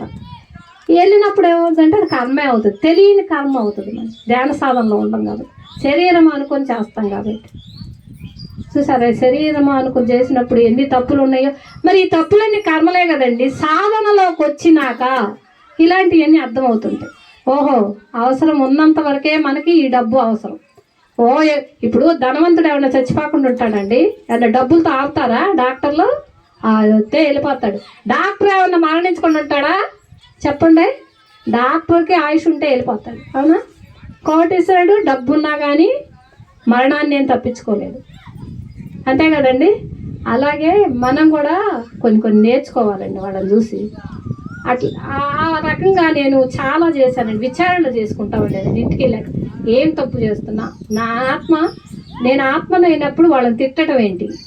తిట్టాను అంటే ఇక్కడ ఆత్మ ఘోష ఉండట్టే. మనకి సాధన చేసినప్పుడు నువ్వు తిట్టావని 10 సార్లు అనిపించదు మనని.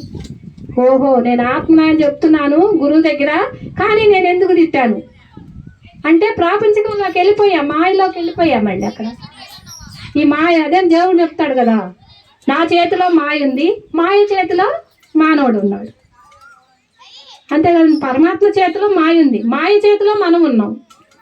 కాబట్టి మాయ ఎక్కడైనా సంక్రమించవచ్చు. అందువల్ల ఎప్పుడు కూడా మనం ఈ చెక్ చేసుకుంటూ ఉండాలి, ఏ దారి వెళ్తున్నాము, ఏ దారి. అలాగే ఎప్పుడు కూడా లోక కళ్యాణం కోసం మనం ఎప్పుడైనా ఏ పని చేసినా లోక కళ్యాణం కోసం చేసినప్పుడు ప్రకృతి మనకి అన్ని విధాలా తోడ్పడుతుంది. ఇది కరెక్టు, దీనిలో ఏమీ తేడా లేదు. లోక కళ్యాణకరమైన పనులు అంటే ఈ ఆత్మకై చేసే పనులే, ఈ భగవంతుడికి చేసే పనులే. సత్యము అన్న ఆత్మే, ఎరుక అన్న ఆత్మే, ప్రకృతి అన్న ఆత్మే, భగవంతుడు అన్న ఆత్మే, దైవం అన్న ఆత్మే, ఈ పరమాత్మ అన్న ఆత్మే. కానీ ఇవన్నీ కూడా ఏంటంటే ఆత్మకు పెట్టుకున్న పేర్లు. ఎరుకలో ఉండాలంటారు, ఈ ఎరుక కూడా అంతే. మనం మనసు నుంచి ఏవో వస్తూ ఉంటాయండి. ధ్యాన సాధన చేసినప్పుడు ఎన్నో ఆలోచనలు వస్తుంటాయి, లోపలికి వెళ్తాం. ఈ మనసును గమనించి లోపల గమనించిన దాన్ని గమనించటమే ఎరుకండి.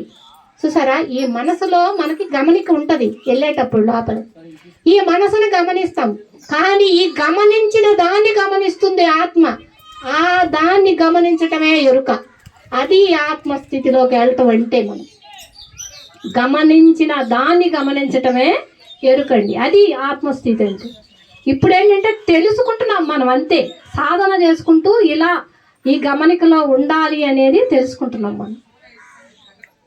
ఆత్మస్థితి అలా ఉంటుందండి మనం. అందుకే ఒక బామ్మగారు చెప్పుద్దండి ఏమని, ఒక చైనా దేశస్తురాలంట పూలు అంటే ఎంతో ఇష్టం అంట ఆవిడికి. అందుకే ఆవిడ ఇంటి ముందు కొంత ప్లేస్లో అన్ని రకాల పూలు వేసుకుంటుందంట, రకరకాల పూల మొక్కలు పెంచుకుంటూ ఉంటుందంట. ఎంతో చక్కగా పెంచుకుంటుంది వాటిని. పెంచుకుంటూ రోజు తోటను తడుపుకుంటూ ఉంటుంది. చాలా ఆనందంగా ఆహ్లాదంగా ఉంది ఆ తోట. ఉంటే ఒక రోజు ఆవిడికి బాగా పాపం జబ్బు చేసిందండి. ఈ జబ్బు చేసిందని పాపం మంచంలో ఉంది, చేయలేకపోతుంది. ఆవిడకి ఒక మనవడు ఉన్నాడు. మనవడు అన్నంట, బామ్మ నువ్వు చేయలేకపోతున్నావుగా, నీ పని అంతా నేను చేస్తాలే, నువ్వేం భయపడ మాకు, నీ తోట బాగుంటుంది, నేను చేసి పెడతాలే అన్నాడు. సరే నీవేం చెప్పింది, తోటను తడపమన్నాడంటే మొక్క ఆకుని పువ్వుని కొమ్మని తడుపుతున్నాడు, కానీ వేర్లు తడపట్లా. బకెట్లో నుంచి నీళ్ళు ఏం చేస్తున్నాడు, ఆకుకి పువ్వుకి వరకే చెప్తున్నాడు, తడుపుతున్నాడు పూల మొక్కలన్నీ. కానీ ఇలా తడుపుతుంటే ఏమవుతుందండి, మొక్కలన్నీ ఎండిపోయినాయి అంటండి. ఎండిపోతే ఒకరోజు బామ్మకి తగ్గిపోయి అదే పూల తోట ఎలా ఉందో చూసొద్దాం నాయన, ఒకసారి తీసుకెళ్ళు అన్నదండి. సరే అని ఆ పూల తోటలోకి వచ్చేటట్టుకి మొక్కలన్నీ ఎండిపోయి ఉన్నాయండి. ఏంటిరా నువ్వు చేసింది, నువ్వేం బాగా చేస్తావని చెప్పి అన్నావు, తీరా చూస్తే ఇది ఏంటి, నాకు పూలు అంటే నేను చాలా ఇష్టం, ఎంతో చక్కగా పెంచుకున్నాను, ఇదేంటి అంటే నువ్వేగా బామ్మ చెప్పావు ఆకు పువ్వు పువ్వు దడపమని, అందుకనే నేను ఆకు పువ్వు వరకే తడిపాను అన్నాడండి. అమ్మా ఆకు పువ్వు వరకే తడిపాను అన్నాడు. తీరా చూస్తే అది ఏమైందండి, ఎండిపోయింది. అయ్యా నేను ఆకు పువ్వు తడపమనలేదు, భూమిలో ఏరుగు పోయేటట్టు ఆకు నుంచి కింద వరకు తడపమని చెప్పా, కానీ నేను ఆకు పువ్వు తడపమని లేదని చెప్పాను. అది వినిపించుకోవాలా మరి, అంతే కదండి. చూడండి ఆ పువ్వు ఎట్లా వచ్చింది, భూమిలో వేరు ఉండబట్టే అంతే బతికింది మొక్క. అవునా, చిన్న విత్తనం ద్వారా మొక్క వచ్చుద్దండి. విత్తనం చచ్చిపోతేనే వృక్షం వచ్చుద్ది. అది ఎంత, ఆ విత్తనం ఎంత చిన్న వృక్షమైనా, చిన్న మర్రి విత్తనమే మహా వట వృక్షం అవుతుంది. అవునా, ఆ విత్తనం పగిలిపోయి భూమిలో చచ్చిపోతేనే మొక్క వచ్చింది. దాని సేవ చేసింది కదండి విత్తనం, మొక్క వచ్చింది కదా. మరి ఈ మొక్కకి నువ్వేం చేసావు, వేళ్ళు ఆధారం మొక్కకి వేళ్ళు ఆధారం, వేళ్ళకి నీళ్లు పోయిలా నువ్వు, పైన ఆకులకి పువ్వులకి తడిపావు, అందుకే వడబడిపోయింది. కాబట్టి నువ్వు చేసింది తప్పు నాయనా, నేను చెప్పింది ఇది కాదు, వేళ్ళకి నీళ్లు పోసి పై నుంచి కిందకు తడపమన్నాను, నువ్వేమో పై వరకే తడిపావు అన్నాడంటండి.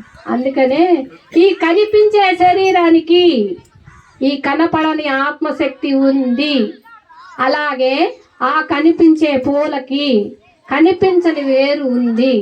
కనిపించని వేరు కనిపించుద్దండి, వేరు కనపడదు కదా, వేరు ఉంది అని తెలుసుకోవాలి అని చెప్పడం కోసం, ఈ ఆత్మ ఉంది, కనిపించని ఆత్మ ఉంది అని తెలుసుకోవడం కోసం ఆ కథ చెప్పారండి వాళ్ళు. అలా ప్రతి చిన్న విషయాన్ని కూడా ఒక ఉదాహరణతో చెప్తూ ఉంటారండి సారు మా క్లాస్, చూసారా. అలా మరి ఆత్మ గురించి అంత చక్కగా తెలుసుకున్న టైం ఎంత అయిందండి, అయిందా? సరే, అయితే ఆత్మశక్తి అంత గొప్పదండి. నేను కూడా అలా పొద్దుట లెగవగానే నేను అనుకుంటాను, లెగవంగానే నాలో ఆత్మశక్తి ఉండబట్టే నేను ఇంత చక్కగా లేచి సాధన చేసుకుంటున్నాను, నా పనులు నేను చేసుకుంటున్నాను అని అనుకోవాలండి. ముందు లెగవటం అనుకోవాలి, నేను ఆత్మశక్తి ఉండబట్టే కదా నేను లెగవగలిగాను, లేకపోతే ఏముంది శవం అయిపోతాను కదా అనే వెరుకు ఉండాలంట. లెగవగానే మనకి అనుకోవాలంట కూడా, నేను ఆత్మశక్తి ఉండబట్టే కదా ఇంత చక్కగా లేవగలిగాను, సాధన చేసుకోగలుగుతాను అనేది ఉండాలంటండి. అలాగే ఇప్పుడు చిన్న ఈ మనసు 3 స్థితుల నుంచి చెప్తాను. ఇప్పుడు మనసు చంచలం నుంచి నిశ్చలంలోకి రావాలి అంటే ఎంతో సాధన ఉండాలి. ఈ సాధన చాలదండి మనకి, ఈ ప్రాపంచిక విషయాలు కూడా తగ్గించుకుంటూ ఉండాలి మనం. ఎందుకంటే ఇక్కడ మనసు బాగా మురికిగా ఉంటుంది సాధనలో లేనప్పుడు, ఇనుప గోడలాగా ఉంటుంది మన మనసు ఆత్మకి చుట్టూ. అందువల్ల అండి ఇది బాగా చంచలంగా ఉంటుంది. ఈ చంచల మనసుని నిశ్చలంలోకి తీసుకురావాలంటే సాధనే ముఖ్యం. సాధన సాత్విక ఆహారం. ఈ సాత్విక ఆహారం లేకపోయినా కూడా రాదండి, మనసు చాలా ఇదిగా ఉంటుంది. అందువల్ల ఏంటంటే ఈ సాత్విక ఆహారం వల్లే మనసు చెడు చేసిన మనసే అని చెప్పా, మంచి చేసిన మనసే అని చెప్పారండి మీరు. అందుకని ఈ మనసుకి, ఇంద్రియాలకే మనసు అధిపతి. ఈ ఇంద్రియాలు కూడా మనసు చెప్పినట్టే ఉంటాయి మనకి. అందుకని ఈ మనసుని మనం బాగా తీవ్రాతి తీవ్రమైన ధ్యాన సాధనలో ఉండాలి. మనం ఎలా ఉండాలి అంటే అలసిపోయి కూడా సాధన చేయకూడదండి. మీరు పద్దాలు శరీరంతో బాగా అలసిపోయి పనులు చేసి వస్తారు, అవునా, ఎక్కడికన్నా వెళ్ళిపోయి ఒక పొలం పని చేసినా బాగా అలసిపోతారు. అలసిపోయినప్పుడు సాధనలో కూర్చోకూడదండి. కూర్చున్నప్పుడు ఏం జరుగుతుందంటే మీరు అక్కడ ఏ పనులు చేశారో అది మనసు గ్రహించుద్ది, అక్కడ చేసిన పనులన్నీ. ఈ సాధనలో కూర్చుంటే ఈ ఒళ్ళు నొప్పులు తగ్గుతాయేమో అనుకుంటారు, కానీ కూర్చున్నప్పుడు ఏం జరుగుతుందంటే ఆ మనసు అక్కడ చేసిన పనులన్నీ గుర్తించి మీరు సాధనలో కూర్చున్నప్పుడు ఆ పనులన్నీ లాగుతూ ఉంటుంది. నువ్వు అట్లా చేసావు సాధనలోకి వెళ్ళకపోగా ఈ నొప్పులు కూడా తెలుస్తూ ఉంటాయి అన్నమాట. తెలిసిందండి. మనసుని, శరీరాన్ని కూడా ఎక్కువ కష్టపెట్టకూడదు. మనం సాధనలో ఉండాలి అనుకున్నాడు ఎంతవరకు పని చేయాలో అంతవరకే చేయాలి. లేదు అలసటగా ఉంది అనుకుంటే గాఢ నిద్రలోకి వెళ్ళిపోండి. ఆ సాధన ఆపుకోండి. ఎందుకంటే అక్కడ చేయకూడదు. మనం అలసట ఉన్నప్పుడు సాధన కుదరదు మనకి. బాగా ఎక్కువగా మనం ఇప్పుడు ఆడవాళ్ళు అండి ఇల్లు దులుపుతాం, బాగా ఏదైనా పండగలు వస్తే ఇల్లు దులుపుతాం, ఆ పని అబ్బాయిని పెట్టి అది చేయరా ఇది చేయరా అంటాం. అవునా అండి? చేయించుకుంటాం, సాయంకాలం దాకా ఆడితో చేయించుకుంటాం. ఇక్కడ ఏమంటే మనసు శరీరాన్ని అదుపులో ఉంచుద్ది ఇక్కడ. అందుకే మనసు గుర్తుంచుకుంటుంది ఆ పనులన్నిటిని. సరే ఇంక పొద్దున్న నుంచి సాధన చేయలేదుగా కాసేపు కూర్చుందాం అనుకున్నారు అనుకోండి, కూర్చుంటే అక్కడ మీకు సాధన కుదరదు. ఆ మనసు అవన్నీ గుర్తించింది, ఆడెట్ట చేయమన్నాడు ఈడెట్ట చేయమని చెప్పానని అవన్నీ సాధనలో గుర్తు చేస్తూ ఉంటుంది మనసు. ఆ గుర్తు చేసినప్పుడు ఏంటంటే ఆత్మ దాకా వెళ్ళలేక ఈ సాధన కుదరదు, ధ్యాన స్థితి ఉండదు, అలసిపోతాం అంతే. కానీ మనకి ఫలితం ఏమీ రాదు. అందుకని మన శరీరం ఎంతవరకు కష్టపడదో అంతే మన సమానమైన లెవెల్లో ఉండాలి. అంటే ఎక్కువ కూడా కష్టపెట్టకూడదు సాధన చేసే వాళ్ళకైతే. అదండి, శరీరానికి అలసట కూడా ఎక్కువ ఉండకూడదు అన్నమాట. అలసట ఉన్నప్పుడు ధ్యాన సాధన కుదరదు, మనసు లేపుతూ ఉంటుంది మనల్ని. ఇక్కడ కూడా ఆలోచనలు కూడా అట్లాగే ఉంటాయండి. మరంట చాలామంది అనుకునేవాళ్ళు అంటండి ఏమని, ఆలోచనలు చాలా వస్తున్నాయి ఏంటో, చాలామంది ఎన్ని సంవత్సరాలు బట్టి సాధన చేసినా ఎందుకో ఈ ఆలోచనలు తగ్గట్లేదు ఏంటి అనుకునేవాళ్ళు. అనుకుంటే మన తగ్గుతం లేదంటే మనసే. ఈ మనసు వల్ల ప్రతి వాళ్ళు ఆలోచనలు ఎందుకు తగ్గట్లేదు, ఎలా చేస్తే తగ్గుతాయి అని అనుకుంటూ ఉండేవాళ్ళు. అనుకుంటే ప్రాపంచికంలో కొన్ని ఇష్టాలు అయిష్టాలు ఉంటుంది. కొందరంటే ఇష్టపడతాం, కొందరంటే అయిష్టంగా ఉంటాం. అవునా అండి? ఇక్కడ అయిష్టంగా ఉన్నప్పుడు చాలా బాధ కలుగుతూ ఉంటుంది. కొందరంటే అయిష్టంగా ఉన్నప్పుడు ఏంటి ఈ ఇష్టం ఎందుకు వచ్చిందని కొంచెం బాధ కలుగుతుంది వాళ్ళ మీద, అయిష్టంగా ఉన్నాడు మీద. అట్లా ఉన్నప్పుడు మనసు బాధపడతా ఉంటుంది అయిష్టంగా ఉన్నప్పుడు. అప్పుడు ఏం తెలుసుకుంటామంటే సాధన చేస్తూ, తెలుస్తుందండి, పాఠం నేర్చుకుంటాం. ఇక్కడ సాధన చేస్తూ కర్మ సిద్ధాంతం నేర్చుకున్నప్పుడు ఓహో మనం ఏ జన్మలోనో ఇది కర్మ సిద్ధాంతం తెలుసుకున్నాము కాబట్టి ఈ జన్మలో మనం ఏ జన్మలోనే ఏదో చేసాము, ఈ జన్మలో వాడు నాకు మళ్ళీ అదే చేస్తున్నాడు, ఆ పన్నే చేయిస్తున్నాడు. ఏ జన్మలోనే వాడికి ఏదో చేశా నేను, వాడు మళ్ళీ ఈ జన్మలో నాకు ఎదురు చేస్తున్నాడు అనేది తెలుసుకుంటామంటాం మనం. ఆలోచన ఇది బాధ కలిగింది కదండి, అది సాధన చేసినప్పుడు అలా తెలుస్తుందంట మనకి. ఏ జన్మలోనో చేశాము, ఏ జన్మలోనో వాడిని ఏదో నేను అని ఉంటాను కాబట్టి ఈ జన్మలో వాడు నాకు ఎదురుగా మళ్ళీ నన్ను అంటున్నాడు అనేది కర్మ సిద్ధాంతం తెలుసుకున్నాం కాబట్టి తెలుసుకుంటాం మనం. ఇక్కడ కూడా తెలుసుకున్నప్పుడు ప్రతి వాళ్ళు కూడానండి, ప్రతి వాళ్ళు ఆత్మస్వరూపుడే, కానీ వాడు మనసు చెడ్డది, వాడు చెడ్డవాడు కాదు అని తెలుసుకున్నప్పుడు తెలుసుకోలేనప్పుడు ఏం లేదంటే వాడు శత్రువు వీడు మిత్రుడు అని అనుకుంటా ఉంటారు. వాడు మనసు చెడ్డదే కానీ వాడు చెడ్డవాడు కాదని అర్థం కాకపోయినప్పుడు వాడు శత్రువు వీడు మిత్రుడు అని అనుకుంటా ఉంటాం మనం. కానీ మహాత్ములు చెప్తారండి, అందుకనే వర్తమానంలో జీవించు అని అక్కడ. ఎందుకు? మనసుకి తప్పు చేసినప్పుడు బాధ కలుగుద్ది, తప్పే చేయనప్పుడు ఏ బాధ ఉండదు. ఎందుకుంటుంది మనసుకు బాధ తప్పు చేయనప్పుడు? మరి అలాగే మహాత్ములు అంటారు వర్తమానంలో జీవించండి అని. గతాన్ని వదిలేయండి, భవిష్యత్తుని ఊహల్లో ఊహించుకోకుండా వర్తమానంలో జీవించండి అని చెప్తారు. అందుకే మహాత్ములు అలా వర్తమానంలో ఎప్పుడైతే ఉంటామనండి మన ప్రతిదీ కరెక్ట్ అవుతుంది. ఇప్పుడు ఇక్కడ నేను ఒక సాధారణ మీకు క్లాస్ చెప్పడానికి వచ్చానండి. నేను క్లాస్ చెప్తున్నాను, నేను చెప్పాను అసలు నాకు ఇంతవరకు ఏది పాఠాల్లో నేను నిజంగా అయితే నేను ఊహించి చెప్పే ఇది కాదండి, నేను అసలు రాసుకున్నది కాదు ఈ పాఠం, నాకు ఎలా వస్తుంది అనేది కూడా నాకు తెలియదు, నిజం చెప్తున్నాను. కానీ ఇక్కడ ఏంటంటే క్లాస్ చెప్పడానికి వచ్చాను, నేను చెప్పాల్సింది ఉంది, మీకు అందించబడుతుంది అనుకుని చెప్తే ఏది ఉండదు, ప్రకృతి మనకు అందిస్తూ ఉండదు. నాకేంట్లే నేను ఇవాళ పాఠం చెప్పాను అని అహంకారం మొదలైతే మనలో ఏది ఈ మాట కూడా రాదు, కట్టి పడేస్తారు మాస్టర్స్. మాట రాదు పూర్తిగా. ఎప్పుడైతే నేను నేర్చుకోవాలి, నేను వాళ్ళతో పాటు నేను సమానమే, నేను నేర్చుకున్నది వాళ్ళకి చెప్పాలి, భగవంతుడు చెప్పిస్తాడు అని ఆయన ద్వారానే మనము వీళ్ళ భూమి మీదకి వచ్చామా అనే పాదంలో ఉండాలండి మనం ఎప్పుడు కూడా. ఆ ఆత్మశక్తి అలా చెప్పిస్తుంది, నేను కాదు, ఇక్కడ నేను అనేది లేదు అని మనం అనుకుంటే ఎప్పుడైనా ఎక్కడైనా ప్రకృతి మనకు అందిస్తూ ఉంటుంది అమృతధారలాగా. ఇది కరెక్ట్ అండి, ఇది నాకు బాగా అర్థమైంది క్లాసులు చెప్తున్నప్పుడు. అలా వెళ్ళిపోతూ ఉంటానండి. నేను ఎసైతే క్లాసులు చెప్పేటప్పుడు కూడా సాధనలో కూడా అందుతూ ఉంటుంది కొంచెం నాకు చెప్పబోయే ముందు. ఇప్పుడు నీవు ఎవరో తెలుసుకోమన్నాడు కదండి రావణ మహర్షి. మరి నేను ఎవరండి, నేను ఎవరో తెలుసుకోవాలంటే ఎలా తెలుసుకోవాలి? నేను శరీరాన్నా? మరి నేను శరీరాన్ని అయితే నేను శరీరంతో అన్ని పనులు చేశాను, అవునండి. ఏంటి, నా పిల్లలు, నేనని, పూజలని, వ్రతాలని అన్నీ చేశాను. ఈ శరీరాన్ని చాలా సుఖపెట్టా. ఎవరైనా తిడితే 4 తిట్లు తిట్టొచ్చా. ఈ శరీరానికి ఒక పేరుంది. ఈ శరీరం తల్లిదండ్రుల వల్ల వచ్చింది, అవునండి. వచ్చింది, ఇంత చేసా. ఈ శరీరం నేను అనుకొని చేసి అయిపోయింది. ఈ శరీరం ఏమన్నా మిగిలిందా అండి? ఈ శరీరంలో నుంచి ఆత్మ వెళ్ళిపోతే ఈ శరీరం శవం అయిపోయింది, అవునా? ఈ శరీరం కాలి బూడిదైపోయిందా? అయిపోయిందండి. ఇది మరి నేనా? ఈ శరీరాన్ని కాదు కదా.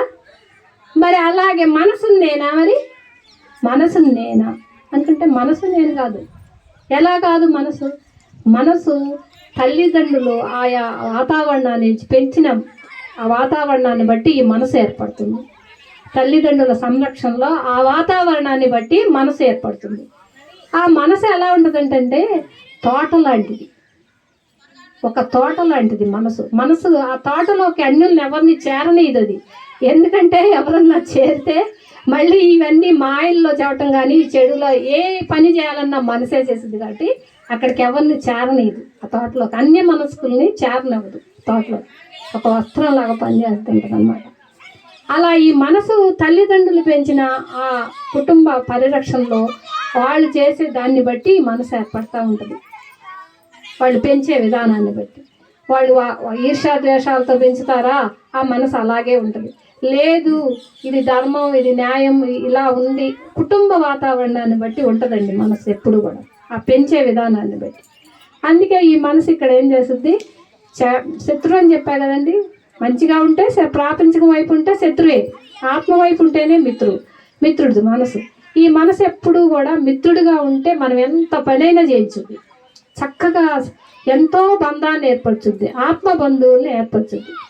బాహ్య బంధువులను అయితే మన బంధువులను అయితే ఏర్పరచదు, శరీర బంధువులను అయితే ఏర్పరచదు. ఆత్మ బంధువుల్ని ఎప్పుడు ఆత్మతో ఉన్నప్పుడు మనం ఆత్మ బంధువులతోనే ఎక్కువగా ఉంటాం మనం. ఇప్పుడు ఎంత ఆనందంగా ఉందండి ఇవాళ మీరందరితో కూర్చుని ఉన్నా, నాకెంతో ఆనందంగా ఉంది.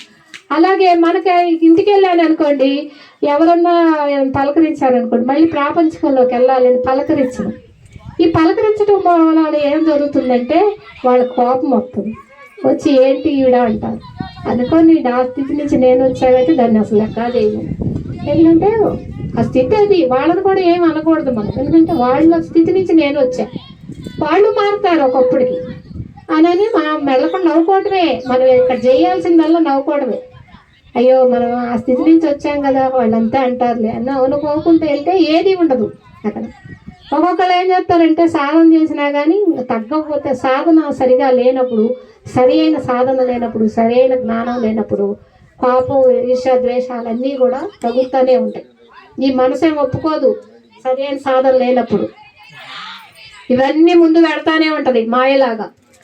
అక్కడే మనం పడతా ఉంటాం. ఆ మాయను జయించాలి మనం. ఆ జయించాలి అంటే మనం ఎంతో మౌనంతో ఉండాలి. ఈ మౌనాన్ని వహించినప్పుడే మనకు చాలా సాధన కుదురుతూ ఉంటుంది. అక్కర్లేని విషయాలకి వెళ్ళి ఎందుకు? ఇప్పుడు ఆ పిల్లలు ఆడుతున్నారు, వాళ్ళ కలిసి చూసి మనం చెప్తగలుగుతామా? ఏమి వినపడదు నీకు. ఒక్కొక్కరికి అటే వినాలని ఉంటుంది. కానీ వాళ్ళు ఆడుకుంటున్నా, అంత చేస్తున్నా మన సాధన అనేది మనకి ఇక్కడ అర్థమైపోతుంది. ఎంత గందరగోళం అన్నా ఉన్నాయండి, మనకేం జరుగుతుందంటే సాధన పెరిగినప్పుడు ఆ గందరగోళంలో కూడా మన ధ్యాస మనకే ఉంటుంది. ఇది ఎప్పుడు వచ్చుద్ది? ఆ సాధన, ఆ జ్ఞానము, ఆ సాంగత్యము, ఆ సేవ నిరంతరము సమపాడలో ఉన్నప్పుడు ఇక అర్థం కావు మనకి, మనలో మనమే ఉంటాం, ఇక ఏవి పట్టించుకో.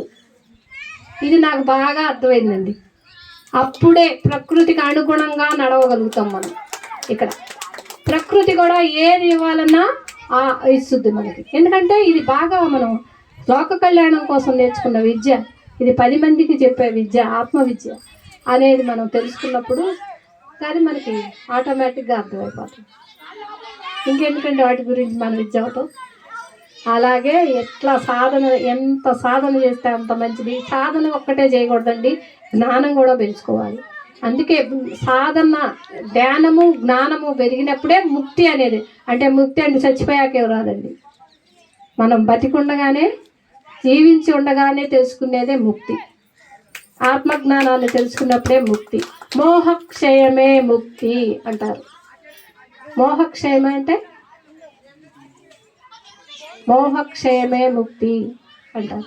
అంటే మనం బతికి ఉండగానే తెలుసుకోవాలి ఈ ఆత్మజ్ఞానాన్ని, అప్పుడే ముక్తి అండి.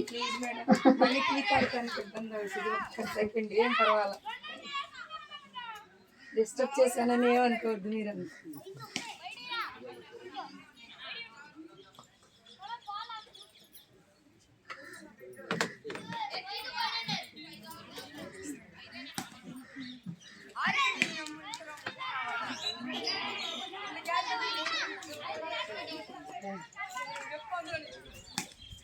అలా మనం ఇలా క్లాసులకి ఇలా వెళ్ళి ఇలా ఆత్మకర్మలు, ముక్తి కర్మలు చేసినప్పుడు అండి మనకి జనులు మెచ్చుకోవడం కదండి, జనార్దనుడు మెచ్చుకోవాలి ఎప్పుడు కూడా. ఈ జనులు మెచ్చుకున్నా ఒకటే, మెచ్చుకోపోయినా ఒకటి, ఆ లిస్టులో ఉండాలి మనం ఎప్పుడు కూడా, జనార్దనుడి లిస్టులో. అందుకే అంటారు విశ్వం మెచ్చుకోవడం కాదు, విశ్వేశ్వరుడు మెచ్చుకోవాలి అని. 10 మందికి సేవ చేసినప్పుడే మనం అపరిమితంగా ఉంటాం. ఎప్పుడైనా సరే 10 మందికి మనం లోక కళ్యాణం కోసం ఎప్పుడైతే ఈ సాధన చేయటం, నేర్పటం కానీ, ఈ సాధనలో పాల్గొని ఉండటం కానీ, ఇలా ఏదైనా సేవ చేసినప్పుడు మనం ఆ జ్ఞానం అనేది పెరుగుతూ ఉంటుంది మనకి. ఈ 10 మందికి సేవ చేసినప్పుడే పరుల సేవే పరమాత్మ సేవ అంటారు. అందుకని అపరిమితం అవుతుంది మనకి. పరిమితంలో ఎప్పుడు ఉండకూడదు. పరిమితం అంటే నేను, నా కుటుంబమే, ఇక అంతవరకే. దాన్ని దాటి రావాలి మనం, ఎంత చిన్నవాళ్ళమైనా. ఈ ధ్యాన సాధనలకు వచ్చాయి నాకేమి లేదే, నేను ఎందుకు అనుకుంటాను, అదేం ఉండదండి. పేదవాడి కుటుంబంలో పుట్టి కూడా మనం అనుభవాలు నేర్చుకోవడానికి వచ్చాం భూమి మీదకి. అలా కూడా ఆ అనుభవం ఎలా ఉంటుంది అని సాధన వచ్చాం భూమి మీదకి, పేదవాడిగా కూడా. ఇవన్నీ జన్మలు తీసుకోవటమే, ఉన్నవాడైనా పేదవాడైనా ఎలాగైనా అలా జన్మలు తీసుకుంటాం. ఆ జన్మలు తీసుకొని కూడా ఆ అనుభవాలు, పాఠాలు నేర్చుకోవడానికి వస్తాం. ఈ పేదవాడిగా ఉట్టి ఈ జన్మలో ఏ అనుభవం నేర్చుకున్నాను అనేది అర్థం అవ్వాలి. అది గత జన్మ సంస్కార బలం ఉంటే ఆ సాధనలోకి వచ్చి నేర్చుకోగలుగుతారు. సాధన ఉంటే, ఈ ధ్యానంలోకి వస్తే. కానీ రాలేదనుకోండి, వాడికి ఏమీ తెలియదు, మామూలుగానే వెళ్ళిపోతాయి. సాధనలో ఉన్నప్పుడే అర్థమవుతుంది. ఈ మధ్యతరగతి కుటుంబంలో పుట్టిన, ధనవంతుల కుటుంబంలో పుట్టిన అనుభవాలు, ఆ పాఠాలు నేర్చుకోవడానికి వస్తాం మనం. అలా అంతే. ధనవంతుడైనా పేదవాడైనా ఎవరైనా మనం ఒకటే. ఏ కులాలు మతాలు ఏమీ ఉండవు ఇక్కడ ఈ సాధనలో. మనకి అంతా ఒకటి. సర్వం కలిదం బ్రహ్మ అన్నారు. అందుకని చూసారా, ఇలా ఇది చేస్తున్నప్పుడు మనలో నుంచి మన అంతర్ప్రజ్ఞ మాట్లాడుతూ ఉంటుంది. మనం ఈ సాధన చేసి మనం ఇలా జ్ఞానం చెప్తున్నప్పుడు మనలో అందరిలో ఉంటుందండి ఈ ప్రజ్ఞ అనేది. మనకి అది వెలికి తీయాలి అంటే మీరు 10 మందికి ఈ జ్ఞానం నేర్చుకుని ఇంకొకరికి చెప్పగలిగే ఇది రావాలి. వచ్చినప్పుడే ఈ అంతర్ప్రజ్ఞ మనకి తెలుస్తూ ఉంటుంది. ఓహో, మనలో ఇంత ఉందా ఈ ఆత్మజ్ఞానం. ఈ జ్ఞానాన్ని మనం పెంచుకోవాలి అంటే మనం నేర్చుకున్నది పక్కవారికి చెప్పే తీరాలి అనేది మనలో కూడా ఉండాలండి. ఏముందిలే, వాడు సాధన చేసి వచ్చాం భీమాలలో, ఇంకా వాళ్ళకి చెప్పేది ఏంటని పడుకున్నాం అనుకోండి, ఈ తట్టగానే ఉంటుంది, ఏమీ ఎక్కదు. ఇది మట్టే. ఇక దీనిలోకి ఎక్కించడే, వచ్చిన వాళ్ళు కూడా వెనక తిరిగిపోతారంట. ఇది మట్టే బాగుందంట. ఇప్పుడు నీకు చెప్తున్నా ఇది ఖాళీ అయిపోయింది నాకు. ఇప్పుడు ఇంటికి వెళ్ళి మళ్ళీ సాధన చేసుకున్నప్పుడు 2వ క్లాస్ ఏది చెప్పాలి అనేది మనలో బుర్రలోకి ఎక్కుతూ ఉంటుంది. ఇది తప్పకుండా జరుగుద్దండి సాధనలో మనకి. అది అలా ఇక్కడ ఏం చెప్పాం, మనసు. ఇప్పుడు నేను శరీరాన్ని అంటే అది కాలిపోయింది, నేను శరీరాన్ని కాదు, అది అయిపోయింది. మరి ఇప్పుడు నేను మనసున అంటే మనసు అల్లకల్లోలంగా ఉంటుంది. తమో గుణంలో ఉన్నప్పుడు ఒక రకంగా ఉంటుంది, రజో గుణంలో ఉన్నప్పుడు ఒక రకంగా ఉంటుంది, సాత్విక గుణంలో ఉన్నప్పుడు ఒక రకంగా ఉంటుంది. ఇలా ఈ జన్మలు దాటుకుంటూ సాత్విక గుణం, శుద్ధ సాత్వికం నుంచి కూడా మళ్ళీ పరిశూన్యంలోకి వెళ్ళాలి. మనం పరిశూన్యంలోకి వెళ్ళాలి. ఆ వెళ్ళినప్పుడే మనసు శుద్ధం అవుతుంది బాగా. అంటే కాలిపోయిన తాడులాగా, కాలిపోయిన తాడు తెలుసు కండి, కాలిపోయిన తాడులాగా అవ్వాలంట మన మనసు. అలా అయినప్పుడే పరిశుద్ధం అవుతుంది మనసు. ఆ మనసు అలా పరిశుద్ధమైనప్పుడే మనము ఆత్మ సాక్షాత్కారం పొందుతాము. అది అంత పరిశుద్ధం అవ్వాలంట ఈ మనసు. ఆత్మ సాక్షాత్కారం పొందాలి అంటే అంత చక్కగా ఉంటుందంట. అందుకే వేసల వారు అంటారంటండి, వేసల వారి మీద రథంలో వెళ్తూ ఉంటాడంట వేస భగవానుడు. యుద్ధానికి వెళ్తుంటే ఒక చోట ఒక కీటకం ఆ రథం కింద పడతానేమోనని బరాబరా ఉరుకుతా వెళ్ళిపోతుందంట కీటకం. ఏంటి కీటకానికి కూడా ఎంత భయం వేస్తుంది, బరబరా వెళ్ళిపోతుంది అని ఆపాడంట ఆయన వేసల వారు. ఆపి ఆ కీటకానికి అడుగుతున్నాడంట, దానికి మాట ఇచ్చి, తన దివ్యశక్తితో ఆ కీటకానికి మాట ఇచ్చి, ఎందుకమ్మా అలా పరిగెడుతున్నావు, రథం ఆపి మరీ అడిగాడంట. అంటే నీ రథ చక్రాల కింద పడి నేను నలిగిపోతే నాకు పిల్లలున్నారు, నాకు కుటుంబం ఉంది, వాళ్ళంతా ఏమైపోతారు అని అడిగాడంట. అడిగితే వ్యాసుల వారు అన్నారంట, ఓహో నీకు కూడా మరణ భయం ఉందా అని అడిగారంట. ఏంటి మానవులకేనా మరణ భయం? మాకు పిల్లలున్నారు, మాకు సంసారం ఉంది, మేము కీటకం అనే కానీ మాకు అన్నీ ఉంటాయి, మాటే లేదు మాకు అని చెప్పిందంట. అంటే మానవునికి ఒక్కడికే మనసు ఉంది, వాటికి మనసు లేదు, అంతే తేడా. ఆత్మస్థితిలో ఉంటాయి అవన్నీ కూడా. అందుకే ఏం చెప్పిందని, మాకు ఉంది కాబట్టి మాకు మరణ భయం ఉంది అన్నదంట. అలాగే మరణ భయం లేనిది ఎవరికి? ఆ మరణ భయం ఎందుకు ఇప్పుడు మరణ భయం ఎవరికి వద్దండి, రాదు. సాధన చేసినప్పుడు ఎందుకు భయం? ఎప్పుడు వచ్చినా ఓకే. ఇప్పుడు ఇంకా 10 నిమిషాలకే రావచ్చు, కానీ నేనే లెక్క చేయొద్దు మనం. ఎందుకంటే ఆత్మగా తప్పుకునేది మనమే, ఆత్మకు చావు లేదు కదా, మన శరీరమే కదండి వెళ్ళిపోయేది. ఆత్మకు చావు ఉందా? లేదు కదా. కర్మణ్యేవాధికారేస్తే మా ఫలేషు కదాచన అని చెప్తాడు కదండి. కర్మ చెయ్యి. ఆ కర్మ ఎలా చేయమంటున్నాడు? నిష్కామంగా చేయమంటున్నాడు, ఫలితాన్ని ఆశించకుండా కర్మ చేయమంటున్నాడు. అంటే నువ్వు ఒక పని చేసావు అంటే ఆ పనిని నువ్వు మళ్ళీ ఆశించమాకు. నాకు రావాలి, నేను ఈ పని చేశాను, నాకు ఇంత డబ్బు పెట్టాను, నాకు మళ్ళీ ఆ డబ్బు తిరిగి రావాలి అని ఆశించమాకు. కర్మ చేయటం వరకే నీ వంతు, ఆ ఫలితం అనేది ఆయన వంతు. ఏది ఇస్తాడో నీకు అనవసరం. ఒక పొలంలో పాప పుణ్యం అనే విత్తనాలు నాటుతామండి మనం. నువ్వు ఏ విత్తనం నాటితే ఏ ఫలం కోసుకుంటావో నీ ఇష్టం అది, అంతేనా అండి? పాపము పుణ్యం అనే విత్తనాలు నాటావు పొలంలో. ఏ విత్తనం నీకు ఏది నాటావో అది ఏది పెరిగితే అది తీసుకుంటావు, అవునా అండి? పాప మొక్కలు ఎక్కువ పెరిగితే పాపం తీసుకుంటావు, పుణ్యం మొక్కలు పెరిగితే పుణ్యం తీసుకుంటావు. నీకు ఏది బాగా ఏపుగా వచ్చిందో అది తీసుకుంటావు, అవునా అండి? అలాగే కలుపు మొక్కలుంటే తీసివారట్టు అటు. అందుకే పాపం ఆ విత్తనాలు ఏంటి? పాపము పుణ్యం అనే విత్తనాలు వేసాయి. దానిలో ఏది ఎక్కువగా ఉంటే అది ఉంచుకుంటాం. గతంలో నువ్వు ఏమైనా పాపాలు చేస్తుంటే మరి పాపమే పెరుగుద్ది ఇక్కడ నీకు, అవునండి? పెరిగి కష్టాలు సుఖాలు దుఃఖాలు ఎందుకు వచ్చేది? ఇవన్నీ పాపం వల్లే, మనం చేసిన పాపాల వల్లే ఇవన్నీ కూడా వచ్చేది. మరి వీటిని మనం సమస్యల నుంచి తెచ్చుకోవాలి అంటే ఈ సాధన, ఈ జ్ఞానం ఉంటేనే మనం ఉంటాయి. ఇప్పుడు కూడా ఉన్నాయి సమస్యలు లేకుండా ఏ మానవుడికి ఉండదండి, దుఃఖం లేకుండా ఏ మానవుడికి ఉండదు, కష్టం లేకుండా ఇప్పుడు ఉన్నాయి. ఇప్పుడు నేను ఇక్కడికి వచ్చానంటే నాకేం సమస్య లేదా, దుఃఖం లేదా, కష్టం లేదా, అన్నీ ఉంటాయి. కానీ ఇవన్నీ ఎప్పుడు ఉండే సహజం, సాక్షిభూతం. గతంలో ఏమో చేసి వచ్చాం, సాక్షిభూతంగా చూద్దాం, ఎంతవరకు జరుగుతుందో జరుగుతూ ఉంటుంది అంతే అనే ధైర్యం రావాలండి మనకి. సాధన ద్వారానే వచ్చింది, ఈ భయం కూడా ఉండదు. ఇక్కడ ఇవాళ సార్ పిలిచారండి నన్ను జ్ఞానానికి. ఈ ఊరేదో కూడా నాకు తెలియదు నిజంగా. అయితే మచిలీపట్నం కూడా తెలియదు అసలు నాకు. అటుపట్టు వెళ్తాగా నేను సుధారాణి మేడం గారు ఇద్దరం కలిసి వెళ్ళేవాళ్ళం. మేము క్లాసులకు వెళ్ళాలంటే నంద్యాల, నందవరం, బేతంచెర్ల అటంతా తిరిగాం మేము. వేంపల్లి ఇలా 3 days క్లాసులకు వెళ్ళేవాళ్ళం. చాలా పెద్ద పెద్ద ఊళ్ళు వెళ్ళాం, పుత్తూరు, తిరుపతి, ఇవన్నీ కూడా. అలా వెళ్ళినప్పుడు ఇద్దరం వెళ్ళేవాళ్ళం, ఒక్కళ్ళు వెళ్ళేవాళ్ళం కదా. ఎందుకంటే 3 days క్లాసులు కాబట్టి మేము ఇద్దరం కలిసి చెప్పేవాళ్ళం. అలా వెళ్తూ ఉండేవాళ్ళం. ఇంకెందుకంటే భయం, అర్ధరాత్రి కూడా ఎక్కేసేవాళ్ళం ట్రైన్. ఎందుకు?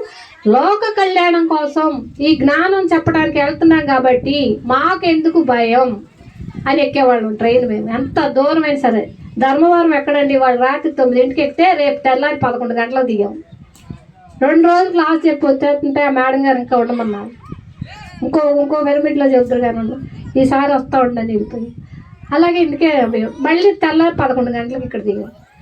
ఆడవాళ్ళవే కాదంటే ఇక్కడ ఆడమ్మగాయ ఉందండి ఆత్మకి.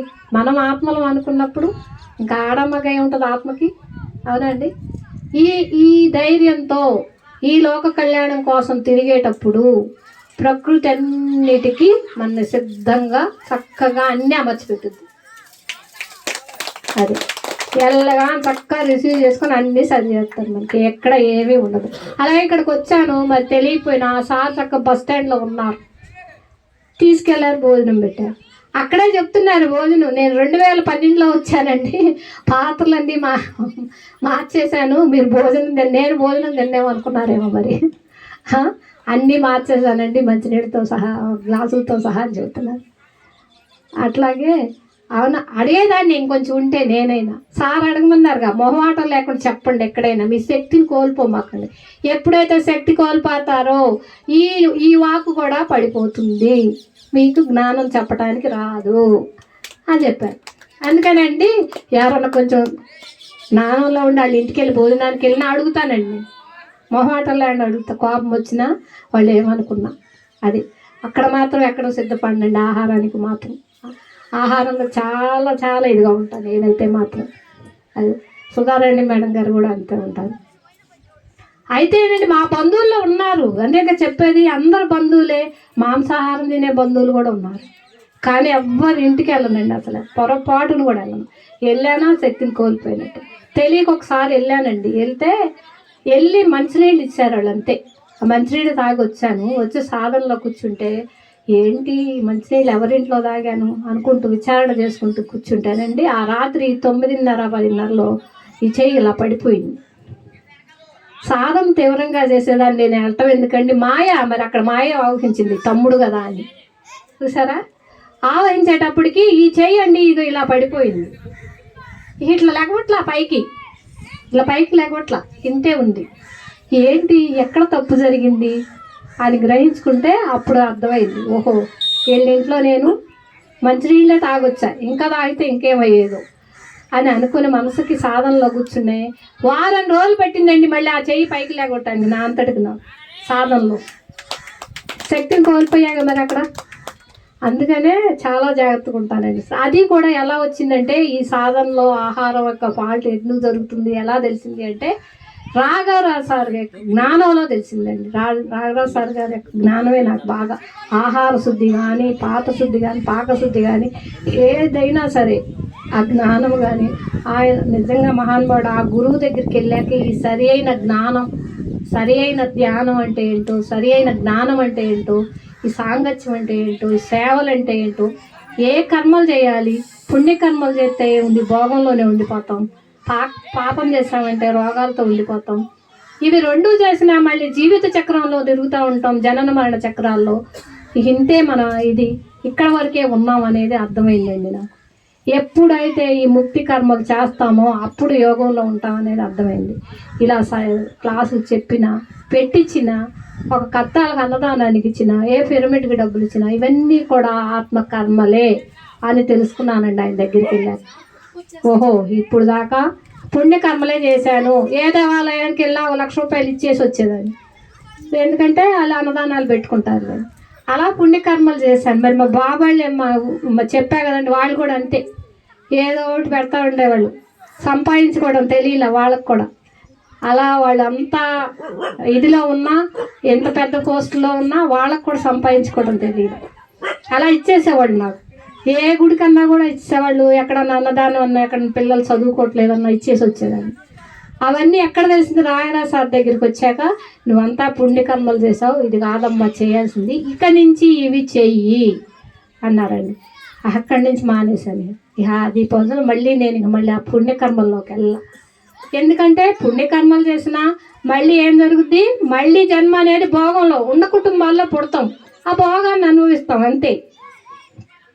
కానీ జ్ఞానం రాదు కదా. అదే ఆత్మకర్మలు చేసామనుకోండి, వాళ్ళు వెళ్ళిన జన్మలు తగ్గుతూ ఉంటాయి మనకి. ప్లస్ ఈ మనతో పాటు ఆ జ్ఞానము మనం చేసిన పుణ్యకర్మ మనతో పాటే ఉంటుంది. మనం చేసిన పుణ్యకర్మ, మనం చెప్పిన జ్ఞానము మనతో పాటే వచ్చుద్దంటది. ఈ రెండు కూడా.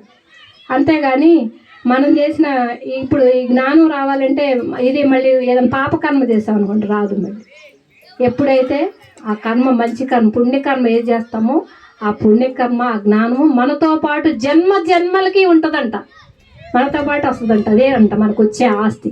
ఈ భూములు కాదు, ఈ భూములు ఇప్పుడు ఏంటంటే అనుభవంగా పాఠాలు నేర్చుకోవడానికి ఇక్కడ మనకి ఇచ్చాడు.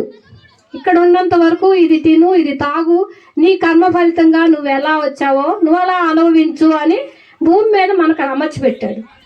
అంతే. ఒక సినిమాలో ఒక పాత్రను ఎలా పోషిస్తామో మన నిజ జీవితంలో కూడా ఇది ఒక పాత్ర అనేది అర్థం అవ్వాలి. నాటక ఇది ఒక నాటక రంగం అంతే భూమి మీద. ఇది ఒక పాఠశాల. నిరంతరం నేర్చుకోవాలి విద్యార్థుల్లాగా. మనం ఎప్పుడూ నిరంతర విద్యార్థులమే. ఈ ఆత్మజ్ఞానం ఎప్పుడు అంటే మనం పూర్తిగా పత్రిసార్ లాగా యోగీశ్వరుడుగా అయిన రోజునే మనకి చిట్ట చివరి జన్మ. ఆయనలాగా అయిన రోజునే మన చిట్ట చివరి జన్మ అనుకోవాలి మనం. అంత సాధన, అంత జ్ఞానము, ఆయన జ్ఞానం మనకి జ్ఞాన మార్గంలో ఎంత జ్ఞానం అయింది.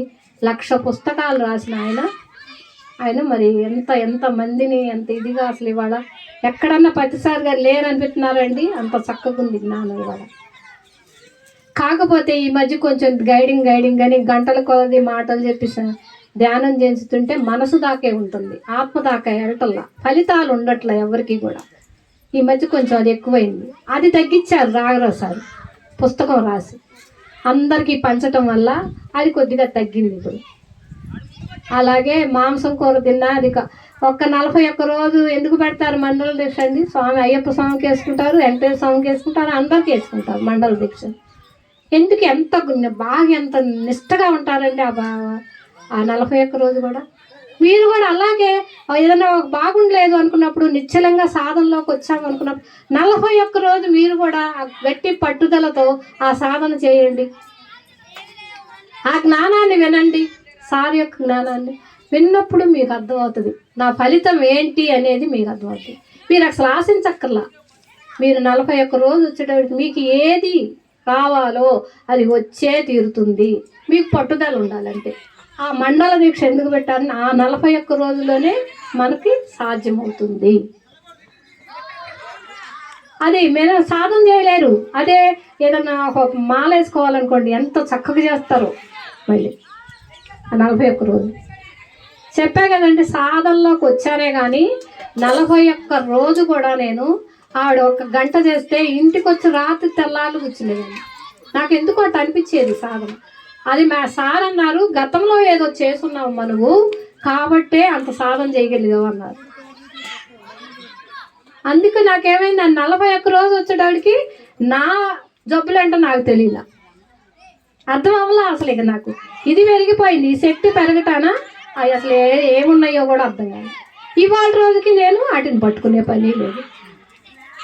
చూసారా, ఇంకొక ట్యాబ్లెట్ ఎందుకు? అలా ఉందండి పరిస్థితి. అంత చక్కగా ఈ జ్ఞానాన్ని నేర్చుకున్నాను. పత్రి సార్ నుంచి, రాఘరావు సార్ నుంచి, రాజ్యలక్ష్మి, 3 గురువుల దగ్గర కూడా ఎంతో జ్ఞానం ఉందండి. ఆ జ్ఞానాన్ని నేర్చుకోవడానికి మీరు భీమవరం రండి. భీమవరం మెట్టెక్కితే మీకు ఈ జ్ఞానం అందుతుంది. ఆ సార్ వచ్చినట్టున్నారు ఒకసారి. ఉన్నారా? ఎవరెవరు వచ్చారండి? మీరండి నెల నెల వస్తారండి మీరు? రాముగారు మిస్సెస్ వచ్చింది. మీరు మిమ్మల్ని చూస్తానండి. నాగేశ్వరరావు గారు ఆయన వచ్చి ఆయన ఇంకా ఉన్నారు. ఆ మేడం చాలా సార్లు వచ్చింది. పద్మ ఆ మేడం వచ్చింది. మేము సేవ దగ్గర ఎక్కువ ఉంటామండి. రాజలక్ష్మి అమ్మ దగ్గర ఎక్కువగా ఉంటాం మేము. ఇప్పుడు సేవలో ఉంటున్నాం ఎక్కువగా. మేడం దగ్గర ఉంటున్నాం మేము. అది కూడా నేర్చుకోవాలండి. ఆ సేవ మొదటి మెట్టు ఎప్పుడు కూడా. అది నేర్చుకున్నప్పుడే ప్రేమ సహజ గుణం అవుతుంది మనకి. ఆవిడ అంతమందికి వండి పెట్టి దగ్గరుండి భోజనాలు చేస్తుందంటే మనమేముందండి చూడటానికి ఒక లెక్క. దగ్గరుండి వాళ్ళకి భోజనాలు అందినయో లేవో చూడమంటారు అంతే. అది కూడా పెద్ద సేవేనా. కాబట్టి నేను అది కొంచెం ఆవిడని చూసి చాలా నేర్చుకోవాలని ఈ మధ్య అక్కడ ఆవిడ దగ్గర ఉంటున్నానండి. సూక్ష్మాతి సూక్ష్మమైనవి నేర్చుకోవచ్చు మేడం గారి దగ్గర. అలా అలోకగా మనం 100 మందికైనా మనం మళ్ళీ మన ఇళ్లలో సాధన పెట్టుకున్నప్పుడు చేసుకోవచ్చండి. అలా సేవ చేసినప్పుడు అర్థమవుతుంది మనకి, అలా అర్థమవుతుంది. థ్యాంక్ యూ అండి. నాకు ఈ అవకాశం ఇచ్చిన రాము గారికి, మరి రాధా మేడం గారు అంట, రాధా మేడం గారు ఎవరు మేడం గారు, రాధా మేడం గారు ఏది, రాధా మేడం గారు మీ పేరండి, రఘునాథ్ సార్ గారికి, అందరికీ కూడా ఇక్కడ అవకాశం ఇచ్చిన మీ అందరికీ కూడానండి నా ధన్యవాదాలు. నేను ఎలా వచ్చానో తెలియదు, ఇక్కడ కూర్చున్నా, ఏం చెప్పించారో కూడా వాళ్ళది పై వాళ్ళదేనండి. ఆ జ్ఞానం అనేది వాళ్ళు అందించారో మీకు చెప్పాను, ఏది రావాలో అది వచ్చింది అంతే. Thank you sir.